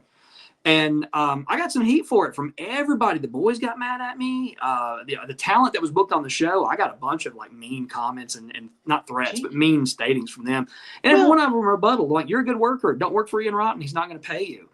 And so the day of the show, all right, I was fighting. Like, dude, I mean, like, it's obviously not on Facebook now, but it was a post forever. And I had people that were trying to support me message me and be like, hey, man, you need to back up. I'm like, oh, no, I'm just feeding the trolls at this point, right? But anywho, right? So I do all that. And then the day of the show, I was like, I'm going to drive down there and I'm going to sit in front of the parking lot with a sign that says, give me your money, I'll burn it instead, or something like that, right? Just give me your money. So, yeah, I didn't do that. I realized probably not the best idea because my buddy owned the gym, or not really my buddy, an acquaintance owned the gym. And I didn't want to make him mad. I'd already pissed off his other buddy. And that's a whole other story. But with this one, I was like, man, fuck Ian Rotten. I don't care. He ruined wrestling in Kentucky, the athletic commission, of everybody's ass. He's made it a whole ordeal. He's a piece of shit, garbage human being. And anyway, day of the show, I'm like, fuck it, right? I won't say his name, but a guy I know who's a promoter went to the show and he took pictures and he's like, nobody is here. And he sent me pictures and I just laughed. And Ian goes in the back and he cuts a promo. And I wish anybody had recorded this. I would be my holy grail to find. But Ian Rotten stands up in front of his locker room and says, y'all ain't getting paid tonight because Ryan Dookie caused 40 PayPal refunds to happen. And I said, I want that on my tombstone, right? Ian Rotten. Ryan Dookie caused 40 people to cancel PayPal. And so I didn't know that he had like shit on you this hard. This is great. Oh yeah, I got like him and that girl, that his wife or girlfriend or whatever. I got shit on by her. Everybody that was working for IWA at the time was like, "What a piece of shit," just talking shit about me. And I'm like, "Who are you guys, right? Who'd you ever beat?" But so like that's how it was. And fuck Ian Rotten to this day. Like I saw him at a convention and I wanted to say more things to him, but I was representing somebody and I did not want to that heat, so sided against it. Yeah, but. Yeah, fuck him. He's a garbage human being. He's made money off the backs of other people. I don't want to get into the huge ordeal, but I think he may be responsible. I think he's partly responsible for J.C. Bailey's overdose. Are you familiar with that? No. Google that, brother. That's a whole nother rabbit hole. That's a big one. J.C. Bailey was a up-and-coming guy in Kentucky. I don't know how good he was because he was I know the name J.C. Bailey. He was starting out, or he was already wrestling when I was starting out, and we never crossed paths. I know he used to wrestle for his father. I can't remember the name of the promotion. It was Big something or started with the B. I don't remember. But anyway, he would work for Ian and doing this hardcore bullshit, and the story goes, instead of paying him in money, he would pay him in pills. There is on YouTube, you can go listen to it. It's a whole shoot interview about a guy doing a radio podcast with Ian. And then they get J.C. Bailey's dad on the phone and somebody else. I think Mickey's on there too. It's a whole ordeal about them just shitting all over Ian Rotten. See, and I feel like the important thing is that I want to make sure you don't shit on deathmatch wrestling necessarily. I do. Oh, okay. Well, okay. Yeah, I hate deathmatch wrestling. No offense, but I hate it. I just. Well, I'm not a huge deathmatch fan. Like, CZW is not for me. No, I'll watch Cactus Jack and Onita because that's at least got a story to it, and I can get with that. I'm not going to watch a guy cut himself with glass and jump through forks and light himself on fire. All that shit's stupid. And if that's your favorite form of wrestling, you don't like wrestling. You like watching people get hurt. That's it. Light tubes have never been for me. I like they're cool on the video game because it's a video game. Right? Yeah. Yeah, it's a video game. I can do this. In real life, why would you? I don't understand the mentality of somebody wanting to watch it. And I certainly don't understand the mentality of somebody wanting to take those kinds of risks to their body in the ring in front of maybe 200 people for how much money? Like, I get the glory of the business and getting to wrestle and blah, blah, blah. You're not wrestling. You're jumping off bullshit and hoping you don't get hurt. Like, that's all it is. You're going to bleed to death. You're going to get staph infection. You're going to get glass in your veins. You're not even jumping off of shit nowadays. You're just getting beat in the face with it. Yeah, just getting hit. Like, I don't get it. I don't know why anybody pays money to see it. I don't know why anybody would want to do it. So, yes, I hate deathmatch wrestling. Okay. I'm not a deathmatch wrestling fan. That I know JCW's toned it back way back. Yeah, okay. Well, they had Mosh Pit Mike and Madman Pondo had a fucking bloodbath around Christmas, and then Jay was doing an interview and was like, "Yeah, we're gonna cut back on all the violence." Yeah. Right. Pondo's a good dude, man. Pondo doesn't get a lot of credit. Like, I know he's the hardcore guy, but dude, he was a Memphis guy before all of that, so he knows how to work. He just don't have to. He hit you with a stop sign, sledgehammer, concrete block spot, whatever. That's his deal. He was working as referee for JCW during Gathering of the Juggalos. Oh, was he? Yep. He refereed the main event both nights. There we go. Dennis Stamp. So, is there any? I've learned that you're a WWE fan. What the fuck is that about, Ron? I mean, well, I'm not. Everything they do is great. I'm not any more negative WWE as well. I shouldn't say it like that. I like the WWE because I like how things are presented. I like how the production looks. I like that things make sense, and I like some of the booking angles. Now, lately, it's all went to shit. I don't watch it, right? I haven't watched a Raw or episode of anything, and I couldn't tell you how long, because it all kind of went to shit for me. Have you watched MLW? Yeah, I do. I listen. The only two things I watch: MLW and AAA YouTube. I watch MLW, JCW, and AEW every week. Like, I'm going to watch those three for sure, and I'll find two others for the show to talk about. I'm a big AAA guy. Like, I used to always like Lucha Libre, but obviously I didn't understand Spanish, so I could not follow. But I can follow the match. I don't know what they're saying, right? The promos, what's going on. I used to try to guess when I was a kid. It would come on satellite. Not kid, but, teenager. It'd come on satellite, and then you're like, okay, well, he's mad at this guy because he stole his girlfriend, and they're going to fight. I just make that stuff up in my head. But I love AAA. It's great. My senior year of high school, I did a Spanish project and made a CMLL ring out of a Corona box. That's funny. That's super funny. Yeah. And that's real funny. My teacher was like, okay, you've got to do your full 15-minute presentation in Spanish. I was like, well, then we're talking about wrestling. Yeah, no problem. Yeah. No problemo. Yeah. Hola, mi llamo es Aaron the Pájaro, lucha de libre. And just went from there. Yep, that's what we went for 15 minutes. Yep, that sounds all right. Do check out AAA. Like, it's a territory wrestling show with luchadors. That's all it is. It's old school booking. It's done very well. You don't have to watch necessarily the week before to know what's going on, because they recap stuff and they tell you what's going on. YouTube, it's free. Okay. YouTube, 10 o'clock. Free on YouTube. Is it as ad heavy as the other WWE books? Okay. No. It used to not be it's gotten some ads recently. Used to, it would just be like a blank screen for a while. Then they would put like advertisement for WWE Shop or whatever. Now I think they just do like the advertisements for like the upcoming shows, right? I don't think they have any product placement in it, at least to my knowledge. I don't remember. But it's great, dude. Taker's booking it. So he's, to me, from what I can gather, it seems like it's just an old school territory promotion that's running in a Lucha Libre building, or a Lucha Libre in Mexico, right? And like, if you've not watched it, the build to the Grande versus Grande match, that whole arc, like, if you've not watched that match, don't watch it until you watch the recap. And I would recommend watching everything as it happened, because that is storytelling 101. Like, if I were going to book a match and I wanted a big impact at it, precisely what happened under that is exactly how I would do things. The whole, I'm not going to ruin it for you, but I want you to watch it. There's a recap, and you can watch the whole, that recap's like 45 minutes, maybe less. And it shows the start of the angle, everything leading up to the match they have. And then go watch that match, and you can tell me why it's your favorite Lucha Libre match. I doubt it'll be my favorite because it's not got Mystico in it. Oh, you're a big Mystico guy? I skew older Lucha, clearly. La Parka is my favorite. Actually, that's not true. Dr. Wagner Jr. is my favorite luchador, followed by La Parka. Or L.A. Park. So.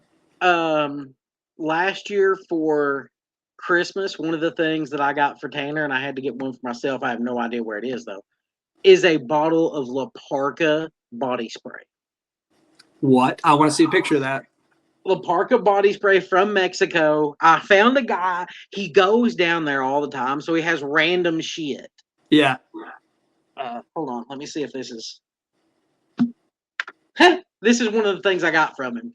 That's fun. Random tunes. Not even a planned spot. I just pull something random out of it. Yeah, right. Now, how cool is that? And, wait, where's that? There it is. Damien 66? Yes. Signed by Damien. That's awesome. How cool. He showed up on AAA. Yeah. Well, he goes to the AAA shows. He has the AAA, like, the gimmicks from outside the arena, the toys and shit. Best. Yeah. He has those and the masks and everything. Yeah, that's what I plan on. I want to go on a trip to vacation to Mexico City. I want to watch Lucha Libre at Mexico, Arena del Mexico. I'd love to do that. Or just catch a show anywhere and buy like a street vendor mask. That would be cool to hang up on the wall and say I got it in Mexico. That's a goal I've got. So it's when my brother went down, he brought me back Psychosis and La Parka masks. That's cool. See, I want a Dr. Wagner Jr. mask for sure and a La Parka mask. That's what I would have for my Lucha guys anyway. And I've got Penta and Phoenix and a Sin Cara one. Okay. So, Gotcha. and Bandito. Bandito is probably my favorite wrestler today right now. Probably. Oh, really? I'll be honest. I've only seen him in a couple of things. I mean, he's fine. You know, it's just not my. That's fucking amazing worker. I'll have to watch more of it. I just don't. Usually, if they start going way too fast on AEW, I'm like, all right, I got to turn it off because it just doesn't compute for me. So, as someone who has gotten into watching it every week, I appreciate everything the Young Bucks have done for wrestling. Yeah, sure. Every match is the same. Same. It's the same match. Absolutely same match. Oh my God. Watching the Bucks is like watching a car wreck. Like you've got to look at it, right? Because like, oh, that's interesting. I've never seen that before. But every match is the same. It's the same. And again, they've hit a formula. They've hit a stride because I'm sure they've got pressure to do whatever else job duties they're doing. So what a match are we having? Oh, we're going to have match 46, right? And they know that match.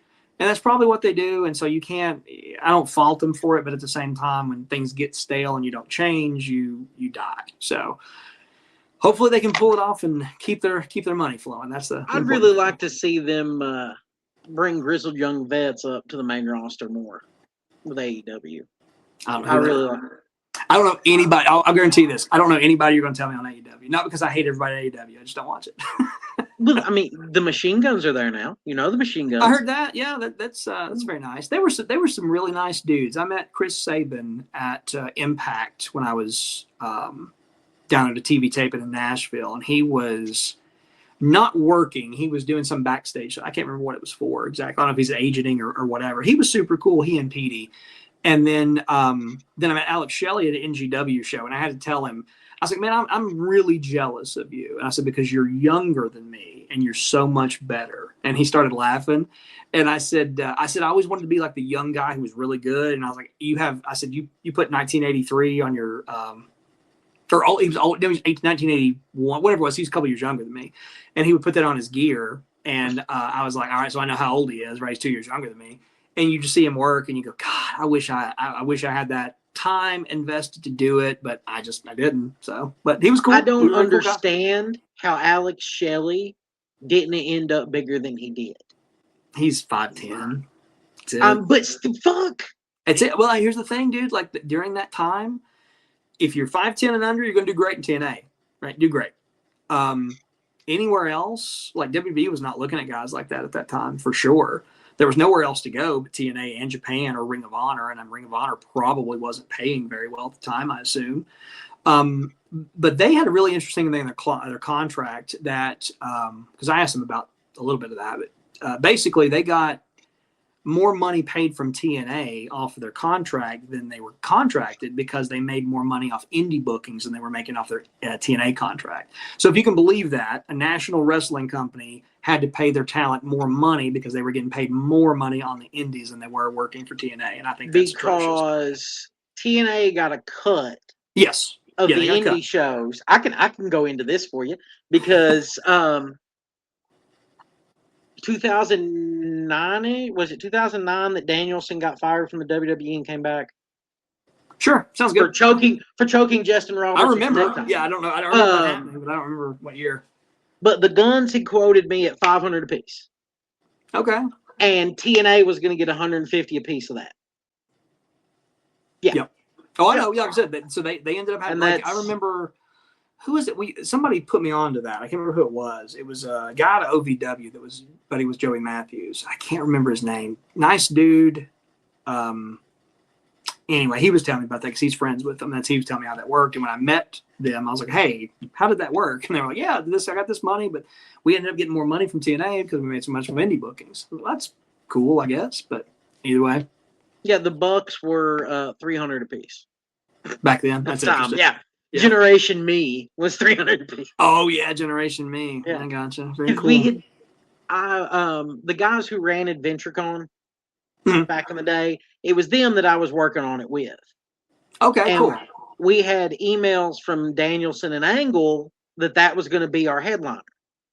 Wow, that'd been fun. And then fucking Danielson showed back up at SummerSlam, and I got an apology email the next day.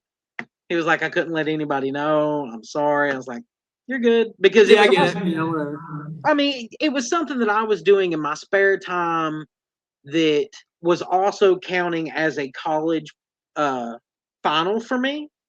Okay, cool. So, yeah, like I just presented it. It was part of a broadcasting course I was in. I presented it as a portfolio project, and my teachers were like, "Good job, you get an A." Okay, well, Yeah, sounds great. Thank you. yeah, appreciate that. Yeah, I really wish I'd gotten to do the convention instead, but Yeah, right. I'd rather had this done, but that's because fun. Foley was down for coming. Yeah, that would have been cool. Yeah, I know Foley, Charlie, and Jackie Haas, like they were gonna come no matter what. They were down because they were gonna be super cheap for what we were looking at. Right. Yeah. Super cheap's always good when you're booking a wrestling show. Yeah, I know back in the day, the Beast had quoted me $50 on MySpace. Beast. The Beast. Chris Osborne? Yes. Yes. Yeah. Bucks for old Beast, eh? Okay. The Beast is so there's the Beast may have gotten the quote "What's your budget?" from me gimmick. I don't know if he did that or not, but sounds like he shot high. So apparently, at one point, he thought that he could get bestiality over as a chant. Yep. We had a conversation about that. Like, I don't think that's gonna work, Bubba. Well, you'll see in my outro, my buddy J.R. Butcher, he's got a show that the Hang, and what they do is they bring in indie workers and go over an indie match and shoot the shit while it's going on. And they had a guy come in and immediately starts telling them about how when he was training, there was this real goofy guy called the Beast. That's what he wanted everybody to call him. Oh my God. And these guys are based out of Detroit. Beast. Wow. So for it to be like small world. Oh, I know. Like I'm amazed at some of the guys that know who I am. Like I think that's pretty interesting. You meet a guy, oh yeah, what? How? You know, like how the fuck do you know who I am? Right? I think that's pretty cool. But yeah, I get it's funny. Like you know who Bo James is? Handsome Bo James. Yeah, I know the name. Everybody and their brother knows Handsome Bo James. I was at Ring of Honor doing one of those pre-shows, and me and Jack Evans are talking, and I mentioned Bo James because something about the shirt I had, and he goes, "I know Bo James," and he went into a big story about Bo working with him in Washington State or something like that. I'm like, golly, Bo James. Everybody knows Bo James. Bo's gonna hate that I put him over. He'll hate that I put him over here. I don't need nobody putting me over. Sell my books.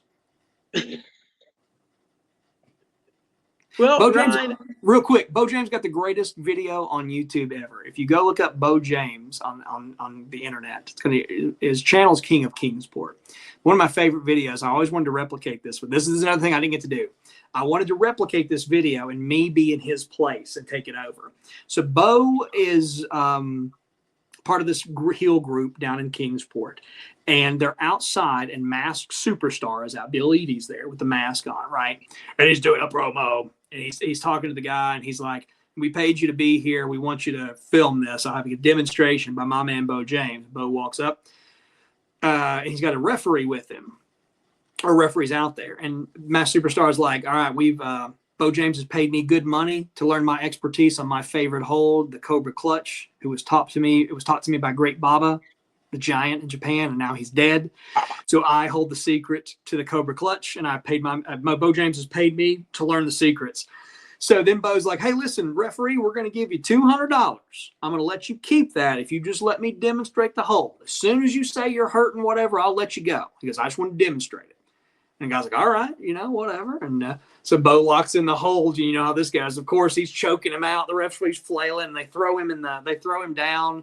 And they just cut a promo about how my man Bo James, anybody's going to mess with him, they got to mess with the Cobra Clutch and me, or whatever he says, And I said, "Bo, I want to recreate that with you." And Bo's like, "Yeah, let's do it. We'll film it." I always wanted to do it. I always wanted to go down there and him be like, "Hey, Ryan Dookie came up to me and paid me for this Cobra Clutch." And that's what I was going to do. And I never got to do it. That was one regret I always had. I wanted to do that with Bo and just keep it forever. Even if I never did anything, just keep it. I still might do it. But Bo told me a funny story. He said the referee, after they yelled cut, the referee got up and cussed him because he threw him down in the mud, and he had to drive to Charlotte, North Carolina. I was pissed off because he didn't have a clean pair of pants. My story. Yes, that tracks. Anyway, yeah, I'm sorry. You were trying to cut me off. Like, wait, I got more wrestling I want to talk about. You're good, man. Well, I mean, we can always do this again. Like I said, you might have to. You can always join me for one of the Friendship Fridays. Well, I'm telling you, I'm sure your views on this one will probably go negative because my name's attached to it. So they go 3 hours with this fat fuck. Ugh. Well, I mean, look, as long as they watch at least 3 minutes of it, we get the credit. So that's we got. Oh, that's what we're looking for. So we need to have really cool intro and like super. And then the time when I punched Hulk Hogan in the face. That's what you need to lead the intro. Is this edited? Is that what you're gonna do? I'm just gonna put all of the shitting on Ian Rotten at the start of it. Yeah, fuck him. Have at it. Yeah, I don't have Facebook. He's got my number if he wants to holler. We'll fight. God, I'm too lazy to edit it. Like the reason that I record these is in case anybody's ever said something that they didn't like. Yeah. Then I can go back and cut it out. Or you know, like I was worried about that. Like I would say something that was kind of offensive. Not that I'm an offensive guy, but who knows, right? I don't want to say anything that mislead because when I start going, I just go. Yeah. And that was one thing. I don't like to plan promos out that much. Like tell me what I'm going to talk about and then I'll cut a promo. I don't like to workshopping them. I hate that. Just tell me what you want me to talk about and I'll cut it. And then I'm kind of an oversharer in general. So yeah, that me too, also a little gets me in bit. trouble. But like when it comes to wrestling, I don't give a shit. I'll tell you all about wrestling. I just all day. Like I have great funny road stories, like the ribs we would pull and ribs that got pulled on me. Funny enough, one time we went to Ashland, I was doing the Nigel British accent because it wasn't long after I got to wrestle with him. And Nigel, get the ropes. Yeah. So one of the guys was like, I bet you can't do that this whole trip. And I was like, I fucking bet you can. I can, right? So then every time we would go to Ashland, when I'd cut a promo in the ring, I'd talk like this, right? Just big country, hillbilly, whatever. Outside of the ring, I talked like I was British, whatever, like this, and just continued that, just that accent everywhere we go. So everybody was like, "Oh, did you see that guy from Britain's here?" And just, I went to a restaurant and they would come up and ask me stuff about Britain. I just make bullshit up because I didn't know, right? Whatever. But so I was a British guy pretending to be a redneck in Ashland, Kentucky. That's what they thought my deal was. That was pretty fun. I mean, I bet that was fun. It was. I had to keep the gimmick going forever because we worked up there for several years. So every time I was up there, you see the same fans, and you're like, "Oh, hey, hello, how are you?" You got to remember, right? You got to pick it up. So it was hard to keep it. Plot twist. That's what Nigel's done all along. He's actually from Cincinnati. It's probably be fun. Yeah, he talks just like this. Anyway, I was up there. I went to a Reds game, and Nigel wins the fucking match at All In. He's like, "Hell yeah, I did it, Dale." I want to say back home from Ohio. This is my favorite match. Yeah, that'd be funny. Good times. Good times for Nigel. Fake accents for the win. But yeah, anyway, thanks for having me on, man. I really appreciate it. I like to bullshit and talk about wrestling. I can talk about wrestling all day. You're not on social media, so we've not gotten to catch up there. So it's been nice That's to true, bullshit here. That's true.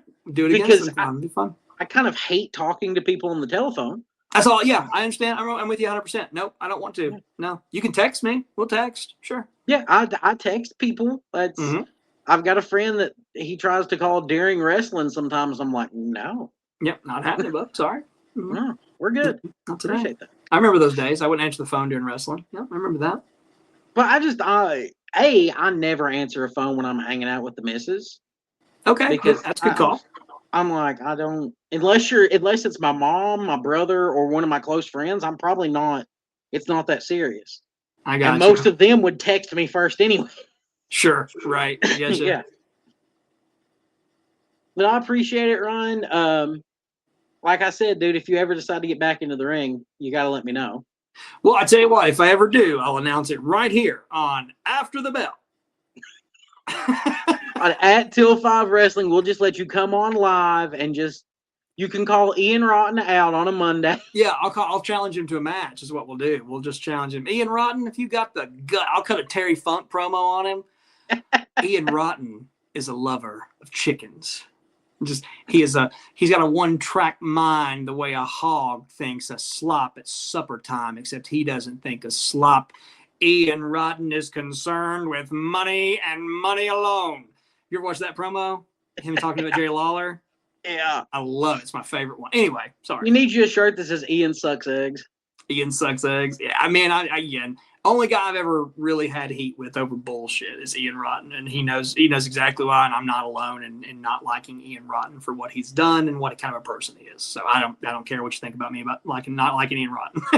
And I'm old enough to remember the KYIndieWrestling.tk message board. Yeah, boy, they talk shit about me on there all the time. Yes, sir. Yeah, man, I got challenged to settle it in the ring once. That sounds fun. And I I was like, in the ring. That was the old school guys' way that didn't want to do anything. Like, you should go up in the ring and I'll beat your ass. Like, why? You gonna get in a wrestling ring to fight me? Just I called out a company on how much they were charging to train people. Oh, who was it? EICW. They wanted like $1,600 to train somebody in a fucking barn. Oh my god! And I called them out on it, and I got told, well, we can settle it in the ring. You don't have a license, so we'll do it in Tennessee. To which I said, it's fake, right? Yes, it's work, brother. Yeah. Yeah. Well, I mean, at the time I was 19, so I just replied with, it's fake, right? Like, I used the F word there. Yeah, the fake word. Yeah, that's fun. Love the fake I appreciate it, Ryan. Absolutely. I'll let you go because it's 2 hours 45 minutes. I need to shut up. I'm so sorry. Hey, Shovel topped you. He was 3 hours. Oh, well. All right. Well, I'm so like, second place to Shovel. I don't put any time restraints. Shovel from Precious Juggalos. Of course. I don't put any time restraints, none of that. I don't come in here with a plan. It is meant to be chill.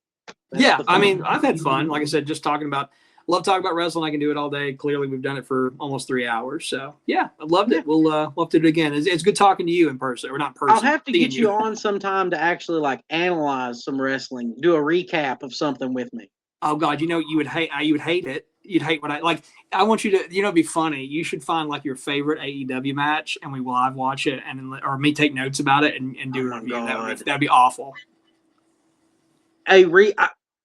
Maybe that's what I need to do. Just have a review roundtable for the original All In. Okay, so that'd be fun just to watch it. And yeah, I get you. That'd be fun. I like shitting on wrestling. It's great. See you, Ryan. Hey, take care, buddy. See ya. Double D, Big Steel Man. And the card is subject to change. Watch it. Welcome back to the show! Welcome back to the show!